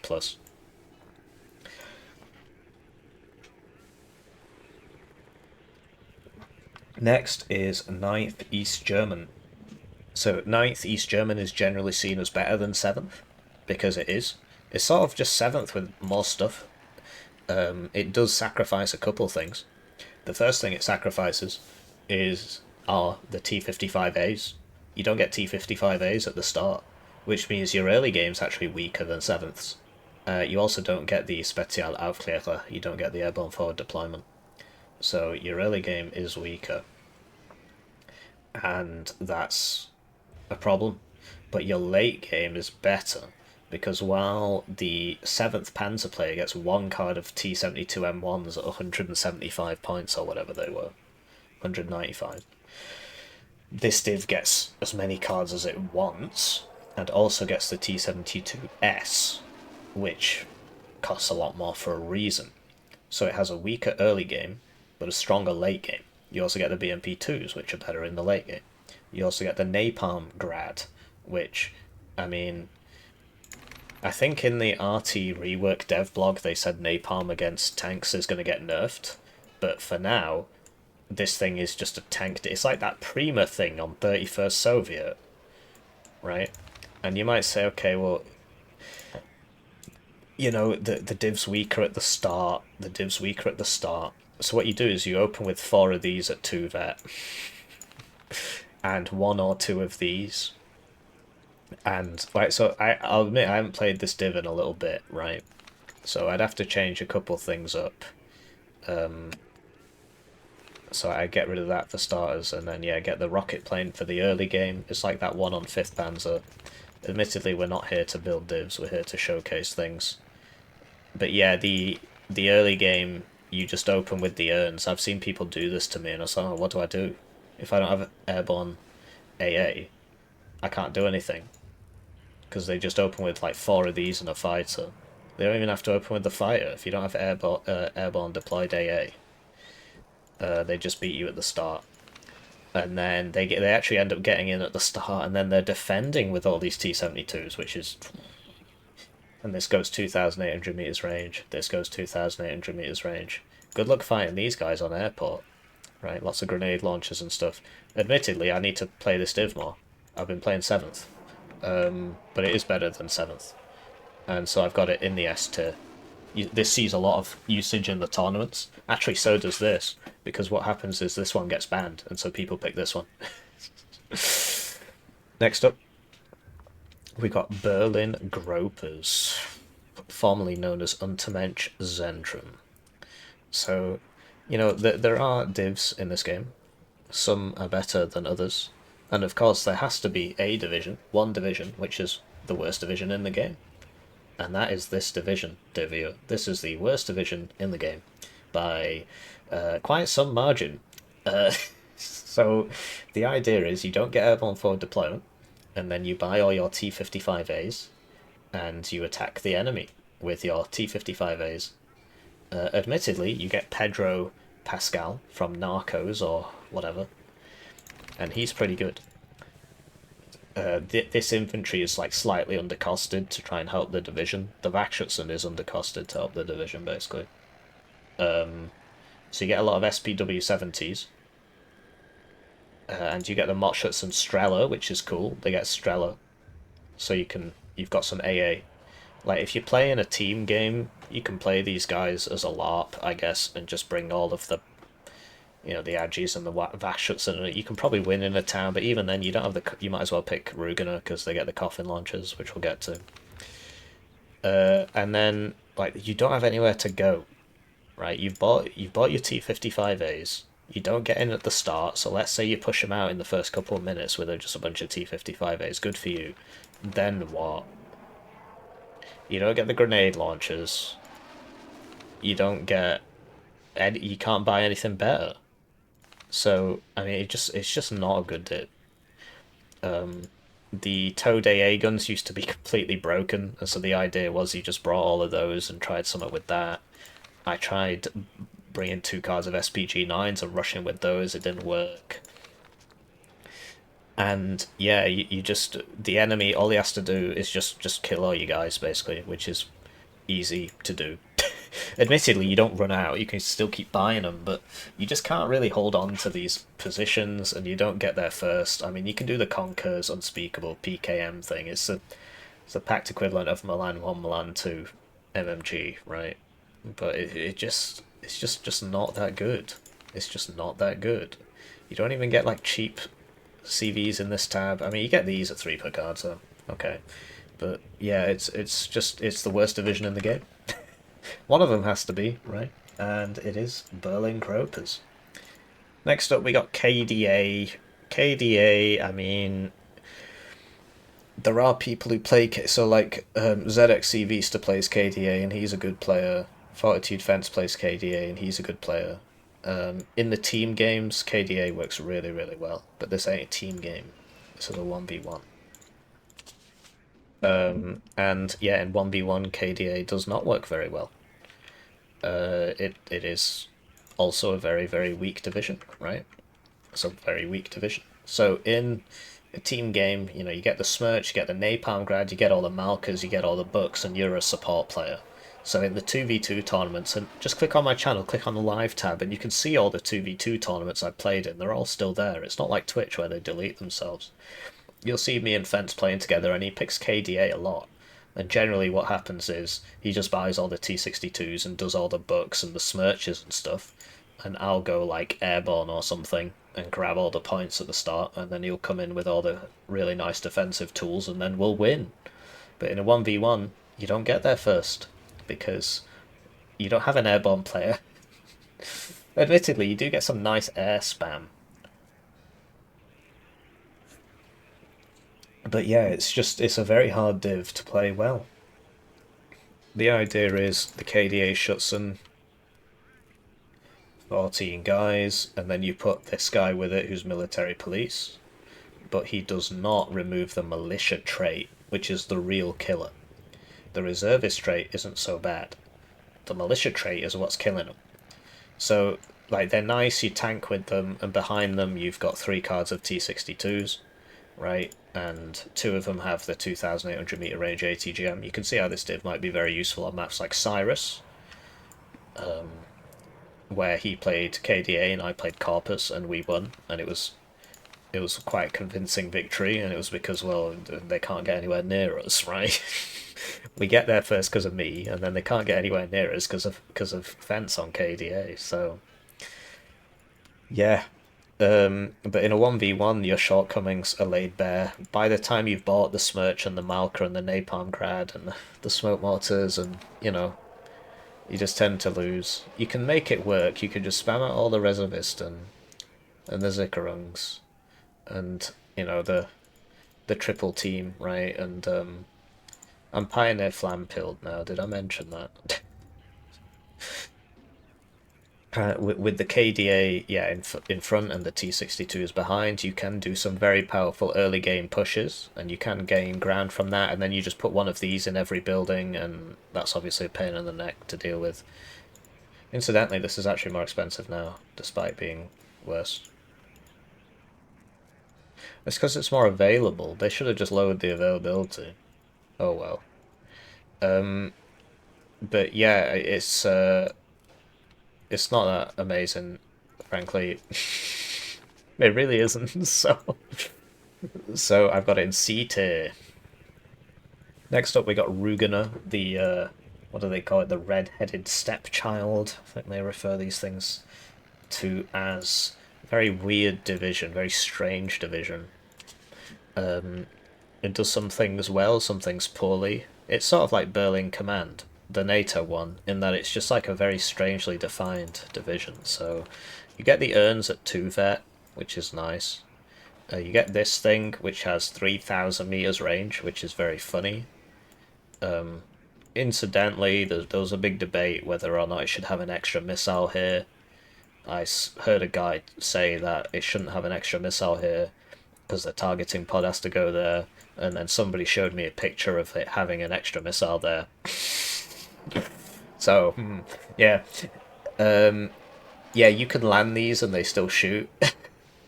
And nothing can kill them except artillery. It's very funny. But yeah, generally, because it only fires one, it tends to just miss. And yeah, this is like, it's like Berlin Gropers, but way better. Because you do get a lot of SPW infantry, right? This was the first div to get poles, so we got the poles in here. And instead of Vakschützen, you get Marine Pioneers, who are Marines, but they don't have Resolute, because apparently half of them are reservists, and so they just compromised by doing half and half. So they're cool. Grenade launchers, Conkers, Unspeakable One, right? And, yeah, you know, CVs and so on. This is 3 per card, that's interesting. I wouldn't bring it, but... And then, yeah, your artillery... This is obviously not amazing. It's got 28k range though, which is nice. The main thing is this, the coffin launchers. So in a team game, you use these guys and you put them in the town, and these just go to work on killing everybody. And you've got the Marine Pioneers and grenade launchers and so on. Like, what more could you want? This is a really cool recon helo because it's got 128 rockets on it. KSK for the airborne forward deployment. Last time I played these, I was bringing them in the helo and doing funny, because it's airborne forward deployed in a helicopter. You can get to places really fast, but it's safer to bring it in the truck. But you can cover them with these fighters quite easily. You don't get the seed plane, which is a problem. You don't get the funky AT plane. You get this, which is way worse because it's got less range. And it can only fire one at once, whereas the other AT plane has KH-29Ts or something like that. They've got fire and forget, so it fires 2. So this only fires 1. This is nice in the early game, right? So, yeah, and then you get the Krugs and just hope they hit something. Tode A guns for days. This thing is obviously very funny. Yeah, it's actually not a terrible because like it's still not very good, but the idea is you get your T-55s in the early game, but then you can actually upgrade as the game goes on, whereas with Berlin Gropers you can't. So this has 2000 whatever, and this is a T-72, which admittedly doesn't have smoke, but... So the Div ain't so bad compared to the ones we have just covered. So I actually have it above 82nd Airborne. Right, now we're on to the polls. I will finish this today. My voice is giving out, you can probably tell, but don't need to speak tomorrow, so... Smash that like button. So, 4th Z-Mech, or Square as we call it. Polish Square. So, this is a funky div. It's kind of underappreciated. Like, it is actually quite good, but bad players think it's bad. The main thing is you open up with the these, because it's the AA Helo opener, except these are 4 per card. And for whatever reason, the Strela 2M, when you put it on a helo, it just suddenly gets way better. And just suddenly gets the exact same stats as the Minstrel plane that they obviously copied it off. But so yeah, you open with 4 of these. You get the Honkers, so the Honker Reese has special forces, so it goes at 120 kilometers an hour. So that's nice. This has more DPS than an autocannon. With 4 PKTs, it actually does more damage than this does. Which is obviously retarded, but there it is. This has exceptional optics, and it's wheeled, so that's cool. And the idea is you get the most coffin launchers in the game, and this is why nobody plays Ruga. If you want coffin launchers, they just play Poland. So this is coffins, you know, you can get more if you want, but 5 is enough.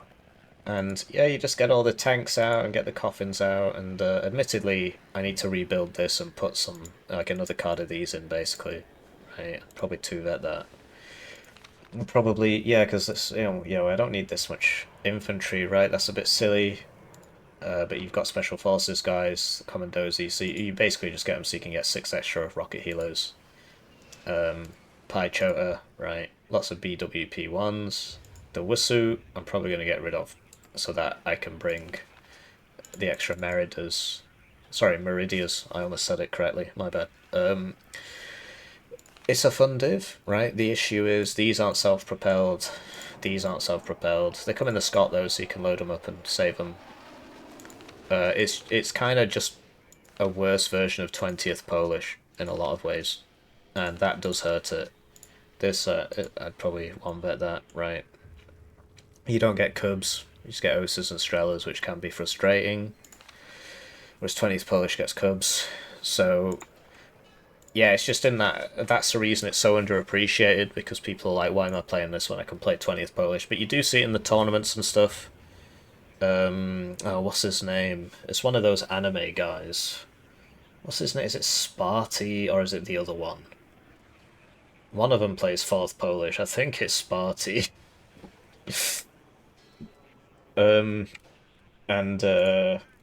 Yeah, it's one of those anime guys, and it's actually decent div. Fence plays it as well. I mean, you probably notice I'm saying Fence plays it a lot.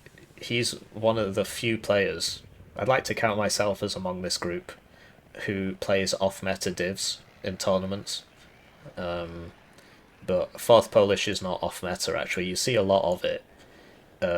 Some people probably think I'm rating this too low, but I genuinely believe this is worse than all of those diffs, so B+. Because the point is that you can't really go anywhere, right? It's in my opinion, it is a bad 4th East German, but the opener is stronger because of those AA helos. Next we got 20th Polish, well you can probably guess, right, given what I've been saying. So you still get the coffin launchers, you still get the Reese forward deployments, but you get Cubs instead of the other things, right? You don't get those AA helos, which are nice, right? You get BMP2s, which can be useful, less useful than they used to be. Your artillery's better because you get Danners, and yeah, you do get a card of T55As for the early game. Admittedly, I've not played this in a while. If I was to play it now, I would do that for the early game, right? And then you stack up into the T72s, the T72M1s, and then the Wilk, the only, so far, max range T72 in the game. But, the other ones are like, oh, I'm not max range. Anyway, here's my 2,800 meter range ATGM. So these, because of the special forces, go at 130.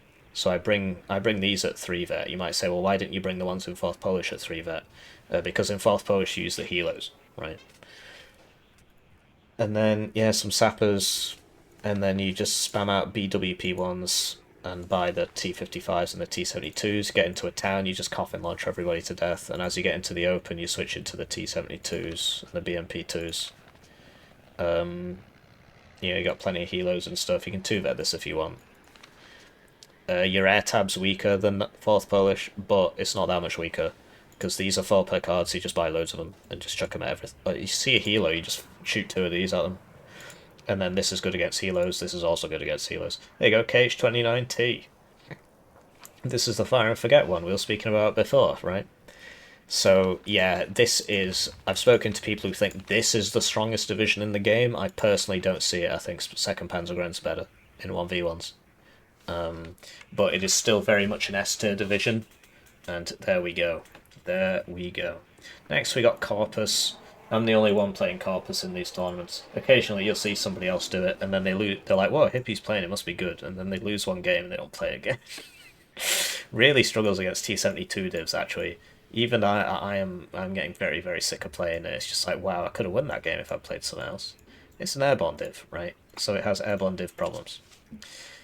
It's nice in team games, though. Really cool in team games because of the airborneness. And it's had some buffs. So the standard opener is, forward deployed PKMs, SPG-9 forward deployed down every road. The Honkaris is where you need them. This is forward deployed AA, so this goes behind the SPG-9s on the roads where you think something bad is going to happen. Your AA situation is absolutely diabolical. you don't have good long-range AA, so you bring 6 fighters. And the idea is you don't have a Conkers. Your highest, like, so you've got phalangers on these AT things, but you don't have infantry, high pen, anything. And that's the issue, and that's why you struggle against medium tanks, because if this was MBAD, I'd have Milan 2s out the wazoo, and I could one-shot all the Leopard 1s and two-shot all the T-72s. I only have the unspeakable one. The unspeakable one does 1 damage. So I have to hit him 10 times. And that's why people hate playing as the Div. They're just like, well, this is just a waste of time. I can't kill his tanks. I can't kill his tanks. So you got to use the planes. And this is back to why the T-72 Divs are so good, because almost all of them get Cubs, and the Cubs counter the planes, right? Whereas against a Leopard 1 Div, you can kind of get away with it, because a lot of them don't have Eyehawks, right? So it's a very hard Div to play well. In a team game, it's great, because you just go in the town with your Airborne Infantry, and your triple flamethrowers, and your T-55 AS, and you do really well. But in a 1v1, it's just so hard to play.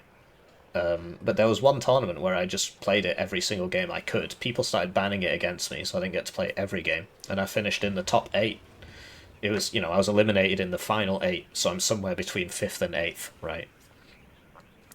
So yeah, it can work. The main thing is that you use this. You got to have mega high micro. You got to play twice as well as your opponent. As you can see, I'm quite bitter about this, because it's like, oh man, if I was as good as you are, you know, you're so good, you picked T-72 Div and you won. Whoa, you're good. I just get upset, because it's like, wow, you know, if I'd picked the correct division, I would have steamrolled this guy, but instead, basically this thing, there's nothing like it in the game. It immediately covers an area in smoke. It's an MLRS smoke launcher. Which is, it's a lot of fun. It's a lot of fun. And so you just have to constantly smoke the whole map and run around in the smoke with things like this, which you use to kill the enemy tanks by just running up to them in the smoke. So you'll see some games on the channel, particularly on the live tab, right, where I'm playing in the tournaments, and it works really well in the tournaments, because basically I'm like, Fence, bring the tanks, and then I do my funny thing, and then when we see a heavy tank, he kills it with his tanks. Whereas, because I can't do anything against that, right? So it's a very, very nice div for complementing other divs.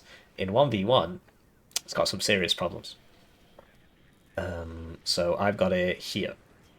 I think it is better than Ruga. Next up, we've got 6Y. Now, I can't shout because my voice has given out. I've been talking too much.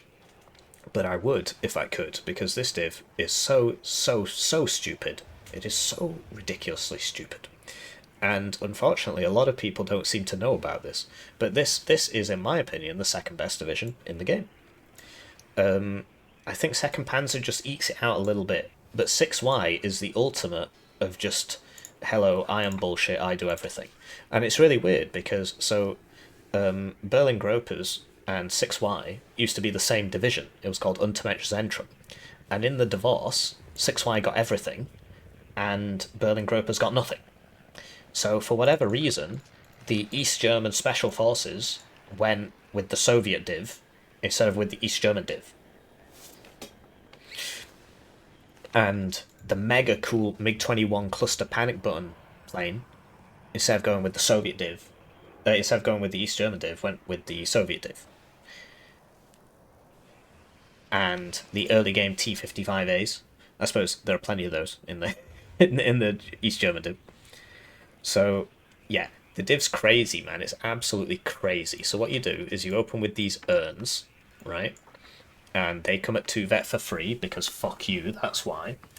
And you open with a couple of these and the urns. And unless your enemy's got ground-based forward deployed AA, you're just going to kill him. And if he does have ground-based forward deployed AA, you don't open with that. And then you spend the whole game spamming these BMP-1 PGs, which have grenade launchers on them. If you actually think about what this gives you for 40 points, it really is quite absurd. They get loads of cards of that. And you're like, well, you know, Soviet infantry ain't that great. Oh, don't worry about it, mate. They also get Mordschützen and Luftsturmjäger and Luftsturmjäger Metis and Saperiopio, of course. And these guys spec Scrupper. So they didn't used to have AT, but they were like, oh, this div's not strong enough. So they gave them all AT. This is one of the hardest squads in the game to get out of a town, because if you send in the infantry, they kill you. If you send in the vehicles, they kill you. And it's just such a ridiculous division. It really is. It's absolutely mind-blowing how broken this division is. And you get the T-55As for the early game. And then you scale into, for whatever reason, this heavy tank is 3 per card at 1 vet. This is why the meep went to 3 per card at 1 vet, because people are like, oh yeah, but the T-64B is... So, that's because this is stupid. So there's your 19 pen gun, 19 pen ATGM, and if you know how to switch off the weapons and do stuff, you can absolutely murder people with that.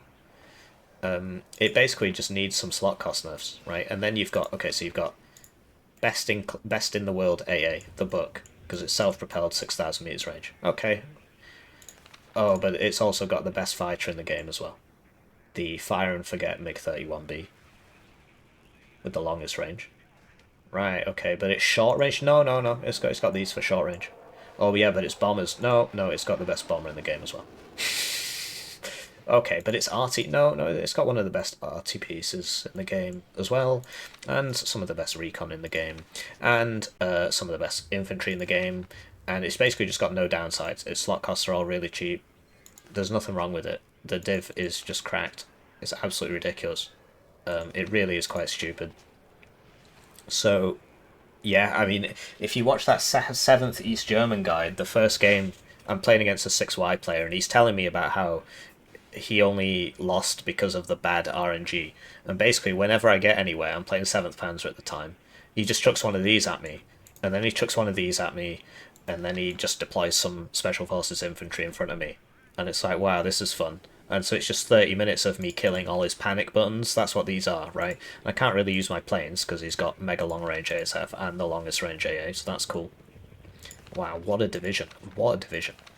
So yeah, second strongest div in the game. The reason it annoys me more than second Panzergren is everybody knows second Panzergren is strong.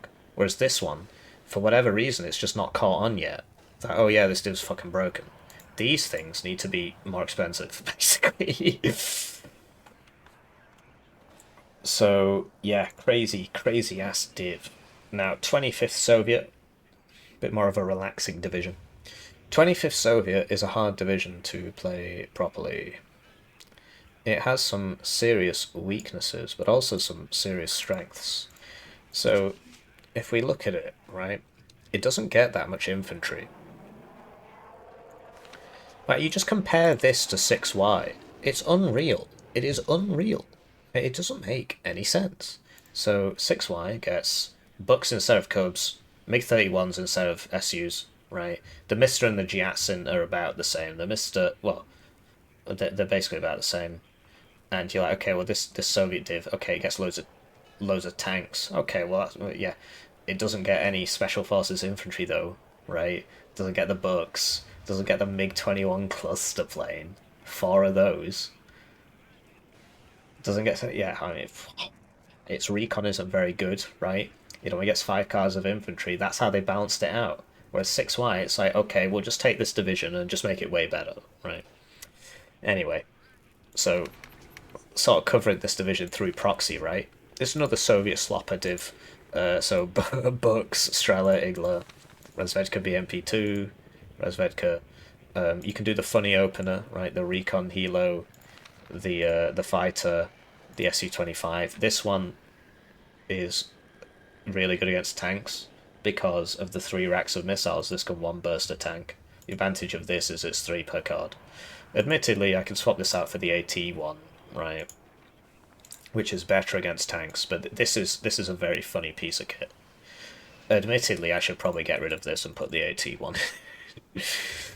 You get loads of fighters, Su-27s, MiG-29s, and the idea is that your early game is this card of pretty incredible tanks, 20 pen at 1925, and it's kinetic at 10 rounds a minute. So if you get up to somebody, you're killing him. And you get 5 of them at 1 vet, which is nice. And then you swap into the T-64s, The ERA one's way better because the ERA means that it can survive a Conquer's side shot and it can survive a 30 AP missile, which is every AT plane in the game bar 2. These are sort of for the late game, right? I don't know if I really need them over this, because this can already survive the funny. The point is the ATGM can help you in certain situations. The Achilles heel is you really don't get that much infantry. I'll definitely be bringing this up there, RPO. You don't get that much infantry. So it's hard to make it work in that regard. Yeah, if I was to play it today, I might take out the BMP2s. I'll swap one card for this. It's a fun div to play, but you run out of infantry, you just lose the game. Like, is this worth it? It's a 3-point slot, and these are 1-point slots, so don't really think it's worth it. But it's got the max range gun, right? So does this. Yeah, it's an interesting div. It's the lack of infantry, really. I mean, you can say, like, they're not just going to run out. It's the 11th ACAV problem, but they don't have the 12 per card high match Hudson or what have you. They don't run out immediately, but if you end up in a protracted infantry fight, you do lose as this div. You got to focus mainly on the tanks, which you do get plenty of, but you don't really need that many. And that's why the divs that have some tanks but not too many, so that they can have more infantry, tend to be better. So it's got its weaknesses, so I'm going to put it there. Now, I thought I could do this without one more cut, but I really need the bathroom. Right, so we're in the final few now. Getting down to it. We're entering the Sov slop zone, pure Soviet packed slop, where all the mechanized divs are basically the same. So we just finished covering 6Y and how much I love 6Y. Now we're on 27Y, which I can't remember if I've got a pro guide for, but I used to play it quite a bit. It's a funny div. So this is the one with the BMP3s, right? And the idea is you open up with the MI-24K and the MLD and the TAM. You just go around killing everybody. Well, you can do the same with basically most of the packed mech slop divs, and you know, with one or two variations. But yeah, it's a funny opener. You don't do it every time because obviously they're going to expect it. But you open with this and the fighter and the TAM, which is the SU. It's the Frogfoot. It's the upgrade of the SU-25. So we mentioned there were 2 AT planes in the game that don't one-shot 16 armor. This is one of them because it fires 2 missiles, so it's probably still going to kill you. And it fires 2 at once, which is cool, actually. So what you do is you put it on aggressive, and then it just launches them all, and then you don't have to keep it right-clicked on stuff. You can if you want. It does tend to increase the kill probability if you right-click on it. But yeah, it's a funny piece of kit at the start. As the game goes on, not so useful. This is nice towards the start of the game as well. You don't get cubs, but Tors are really good now. Tors are really good now. So that's not such a big deal. And yeah, you get the 2AG, which has a grenade launcher on it. So this is actually an incredibly powerful piece of kit because of the grenade launcher. And the autocannon, they're both shooting, and I believe the Conkers can also shoot, and I believe they all 4 can shoot at once. But you're paying a lot of money for this, right? And that's the issue with the div, that your infantry ain't that great. You're always relying on the... So you get Spetsrazvedka for the start, no airborne forward deployment, and the idea is, yeah, these are the first ones in, use the BTR-80s, I've got a guide on BTR-80s. And then you slowly trade up into T80 BVs and just spam out all the T80 BVs. But if you get caught in a proper infantry fight, you know, you got to use your fire support to bail you out. And of course you get the BMP3, which, like, this div got another small buff recently, so this went to 964. It was like 853 before, so you can get this at 2 vet now, I suppose. If you want. And yeah, the ATGM can't shoot at the same time as the tank gun, but the tank gun is only anti-infantry, right? The autocannon is nice against infantry as well. 3 times PKTs, really nice piece of kit. You do have to pay for it a lot. But the idea is, yeah, somewhere like Airport, where you just get loads of these and put them everywhere and they can't get across the field. And you want to play it slow. So get in, do the funny opener, can really knock people off their feet. But otherwise it's just the slow grind, right? Spetsrazvedka to open it up. And then Razvedka BMP2s, right? And this BRM1K thing for the exceptional optics that you keep with your T80 BVs. And you just slowly hammer away at them. And if you get caught out, admittedly this thing probably shouldn't be 50 points more than this, right? It's got that guided round, but without the recon, the dispersion is bigger. I was towards the end testing out the Nona SVKs as self-propelled smoke mortars. They sort of work. It's just they run out of ammo really quick. And they don't smoke a very big area, and they get corrected shots, so you got to correct for that. So I'm not sure if it's worth it really. I mean, this is 65 points. It's half the price, and it kind of just does the job. So probably wouldn't do that if I was to play it today. But I was just trying it out, right? And then you've got Motostrelki Metis for the early game, and the idea is just make it to the late game so you can buy the T80 BVs and kill people. But you know, there's various issues associated with man, you know, I mean, it's probably, might as well tell you at this point, right? I made the tier list first, all the icons, and, you know, I'm reading from that tier list while I discuss things. Otherwise, you know, right, that's just obviously the best way to do it, right? So, so yeah, 27Y, that's why I keep looking in this corner whenever I grade the things. I would have thought that would be obvious. Maybe it takes the magic out of it for some of you, but it's not like I got this off somebody else. I just made it before I started the video. And yeah, so I'd say it's like King of B+, right? It's kind of, the early game ain't great, and the infantry ain't great, and so it's like, you know, there are divisions that do the same thing but better, which we'll get to. 35Y, this is another one of those divisions where it's like, so I've not seen this on the ladder for 2 weeks, therefore it must be shit now, and it's like, this is simply not the case. It's just the people who used to play it all the time, well, one of them just plays Broken Arrow now, but still a really good div. It's the Airborne equivalent of 82nd US, but I think it's better in a lot of ways, chiefly because it gets IFVs, and the last patch buffed up the availability of these guys. This used to be 6.4, now it's 8.5. So you can get them at 2 vet if you want, or you can just have 16 BMD to, well, you can bring 24 if you want, right? So it's a very nice piece of kit. I'll admit I haven't played the div in a while. I'd probably be bringing more BTRDs if I So there's somewhere.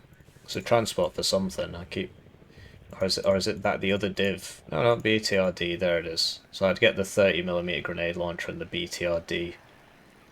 Almost certainly, that would be the rocket one. Get rid of that.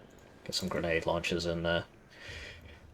Do we get the Descent Unspeakable one? We do, so that's nice to have because it's cheaper and more available, right? And you just get them in the, get at least one of them in the robot, so that you can get even more ATGMs. And the idea is one of these down every road, backed up by forward deployed AA. Yeah, you can bring these if you want. Or like this got buffed up now, it's got 8 missiles, it used to be 4. So this is really quite good now at sneaking around the sides and being annoying. But you got plenty of other things you can do that with, like this, for example, right? But yeah, you probably don't need more than 6 igloos, so I'd be tempted to bring this. Yeah, so you get there first, and then you just camp it out, right? You've got the Akula, which has 26 pen, 2,800 meters range. And it's like, why is it red when this is 2,800 and it's blue? It's because they've taken the stats of this from a plane. This is a problem. Why is this a problem? It's because this has plane aim time, which is 0.6 seconds, whereas this is 2. So this is a pretty nice piece of kit, I gotta tell you. It only comes on this division though, so people haven't noticed, and so they don't complain about it. This is a really good AT plane. I don't know if I'd still bring this these days. I haven't played the Div in a little bit, but it's a very fun Div. The idea is you get there first, and then you just camp it out with all the grenade launchers and so on. And you've got, you know, BMD2s, which are pretty good. Afghansky, it's only 7 guys, right? There's different Afghansky in this game. One of them's a lot better. And yeah, you get the Spetsnaz, right? One of the best anti-infantry squads in the game. SMGs plus incendiary equals you dead. Very powerful pieces of kit. So, very strong div. It's just because nobody's seen it on the ladder recently. I've lost 3 AP somewhere. I'm not sure how I managed that. It's probably these because they changed the icon, right? I suppose I could bring the half-grads. Because nobody's seen it on the ladder in a couple of weeks or whatever, they're like, oh, it must be bad because nobody's playing it, you know? Well, you know what they say, eat shit, millions of flies can't be wrong. Anyway, we're on 39Y now, overshadowed by its older brother, 79Y, but it's a good div, it's a strong div. If you go to that, obviously I draw from my recent memory, right? I played against this as 7th East German in the 7th guide, and in that I had a very rough time. Now 39Y is pretty good because it gets the BMP 1PG, which is a very nice piece of kit, and it gets BMP 2s, right? It's the air tab as well. I actually have a pro guide on this. So these, first of all, their altitude was increased, and the price didn't really go up. It might have gone up a little bit. Then their ECM was increased, and the price didn't really go up. It might have gone up a little bit. And then they made it so all high-altitude bombers have their bombs drop faster. So just completely out of nowhere, we've got this OP unit, and it's because it just got 3 series of buffs over time. And you just see, oh, suddenly it's incredible now. And this is just ridiculous. It should cost like 20 to 30 points more. Same with this one. So that's what the strat is predicated on. You just keep using these, and they're basically invincible. You're flying with the EW plane, which, I mean, it's in the guide. Just watch the guide, right? It actually does work. And the EW plane soaks, and crucially, it spots the AA. And it doesn't shoot at them, so people are less likely to move it, and then the Acacias kill the AA. So it's very funny. You can do the funny opener, Recon Helo, MLD, Su-25 rocket, and yeah, the BMP-1PGs are the real crown and glory of, honestly, if I was to play it again today, this would also be a BMP-1PG. You buy all these first, and then you swap into the BMP-2s for the late game. But yeah, the BMP-1PGs are just insane. But yeah, I've not played it in a bit. I'm sure I had a good reason for doing that. So yeah, I mean, these divs are all very similar, right? You get T80 BVs, okay? You could swap this out for T80B if you want. The main difference is the ERA. So this will get one side shot by Conkers. If you're confident that's not going to happen to you, you can save 15 points. Otherwise, I don't really see the advantage. This can survive 2 TOW2s to the front. This cannot survive 2 TOW2s to the front. The second one will kill it. This cannot survive 2 TOW2As to the front because they have the tandem charge which counteracts the ERA, but they're quite rare. So yeah, it's a very fun div. You know, if you don't want to bring this, just bring this. Or, you know, it's a 3-point slot, get 2 more T80 BVs. But I was playing it as an air spam thing and it seemed to work out for me. It's probably the one I'd get rid of, actually. Yeah, just get rid of this and bring 2 more T80 BVs. You could bring this if you want, 2,800 meters range, but it shoots once and then it has to reload for 10 seconds. This does not have that problem. It shoots 5 times before it has to reload for 15 seconds. But this is unique to this div, except it's also in 9th East German with a different skin. So, it's a strong div. It's mainly these things are carrying it a lot. But and the BMP-1PGs are really quite incredible. I was not noticing those for the longest time. So I've got it in A tier. So decent. Well, it's a above average div, as you can see. Now we're on to 56Y. Used to be the star of the show, 56Y, but as BMP2s kept getting nerfed, so too did 56Y by proxy.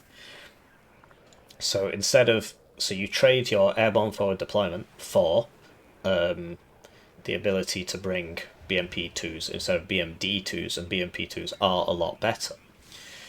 They are the D variant, so they get extra armor and stuff for whatever reason. And yeah, so this thing is an absolutely crazy card. So it's 10 guys, okay, but the main thing is this. These rockets ignore cover. It's not written anywhere, but they do. And so the KPVT plus the rocket, like this, you just drive it up to a building, you just kill everybody inside. You get 12 of them. So there's only one top player who plays this div anymore in the tournaments, and that's Scuff. But he makes it pretty far in the tournaments. And I've played against this 56Y a lot of times, and it's very, very hard to deal with. These are the ones from KDA, except in this case, they get more availability because they are airborne. So they get a rank of vet without compromising availability.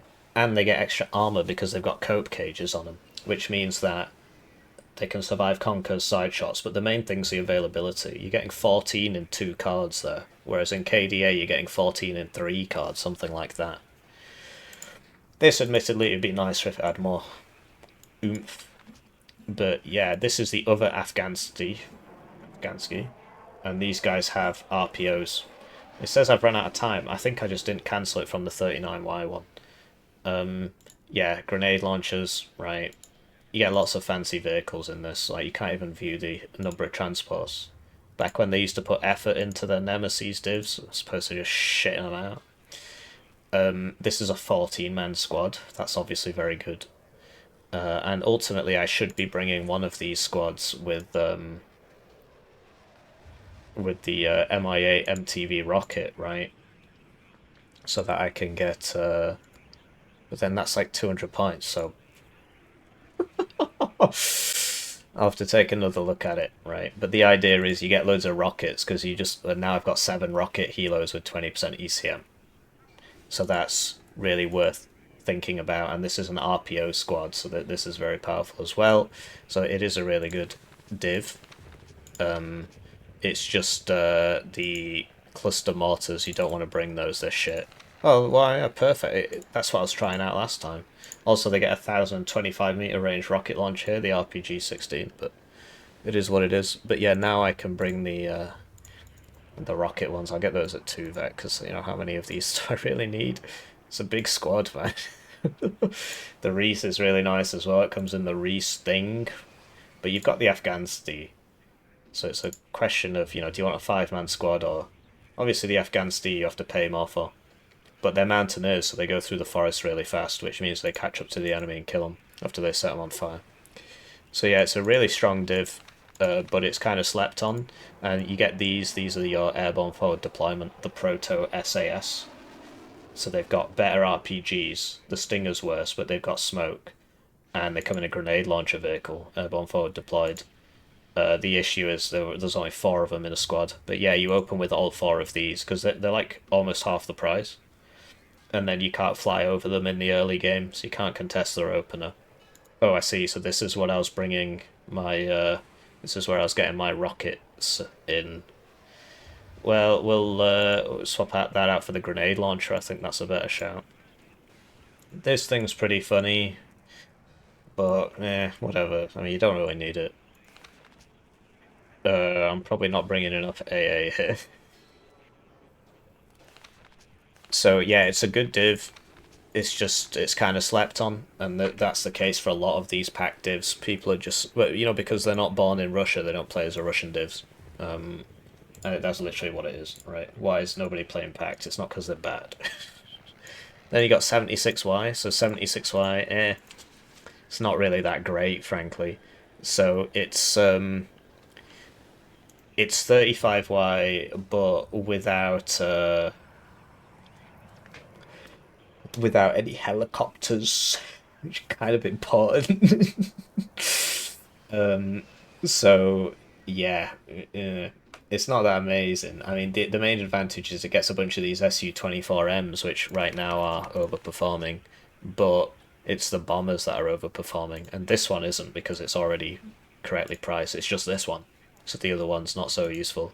If you can keep this alive, it's very useful because it drops 1 bomb at once, and each bomb has 30 HE, so it can kill 3 heavy tanks in one sitting.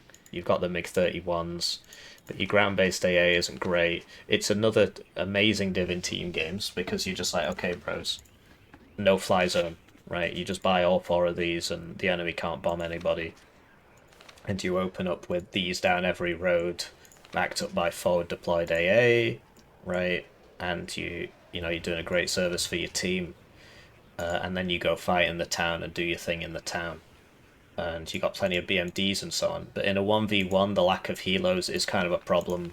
And you do just, eventually your planes die to ground-based AA. I mean, if you're against Lufty Landy, you'll probably just beat the snot out of them, right?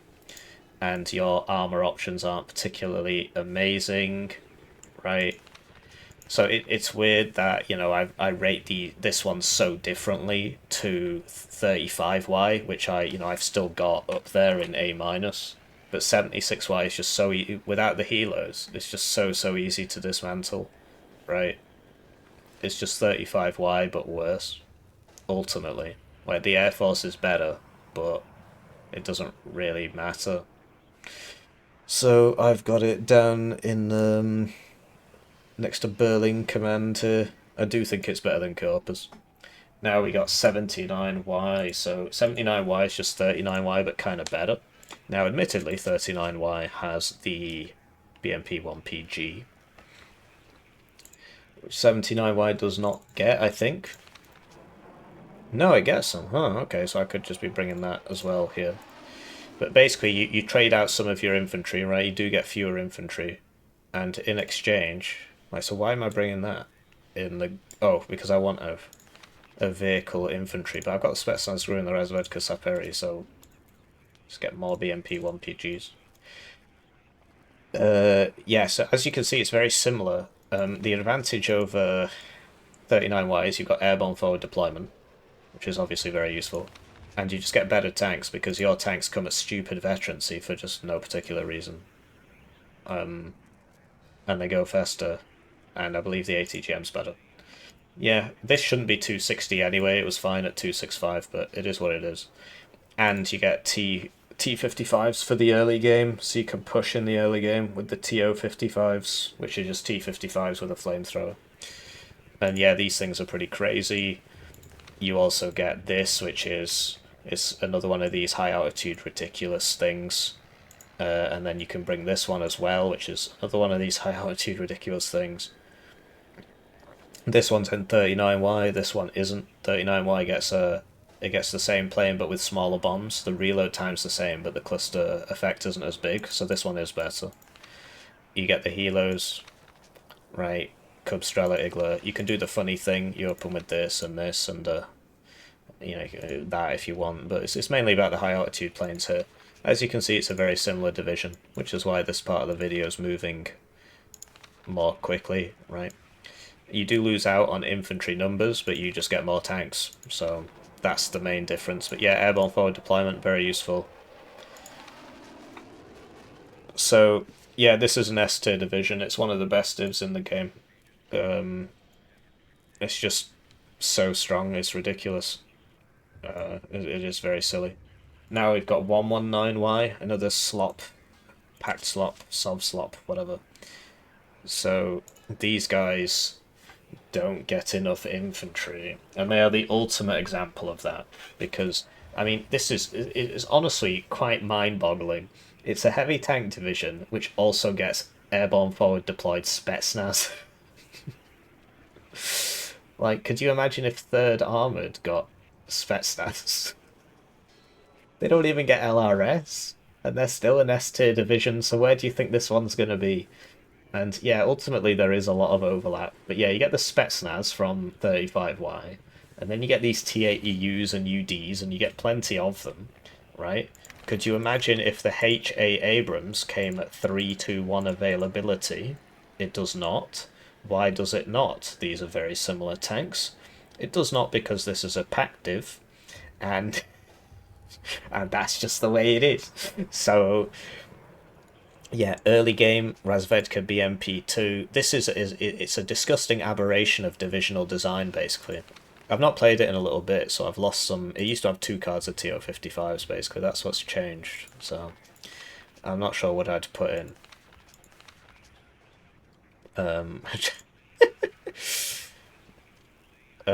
Yeah, so you open with the Spetsnaz and the Spetsnaz OP, and you can try doing the funny opener with this. It doesn't work as well because your recon slots are too expensive and you don't have any, SU-25s.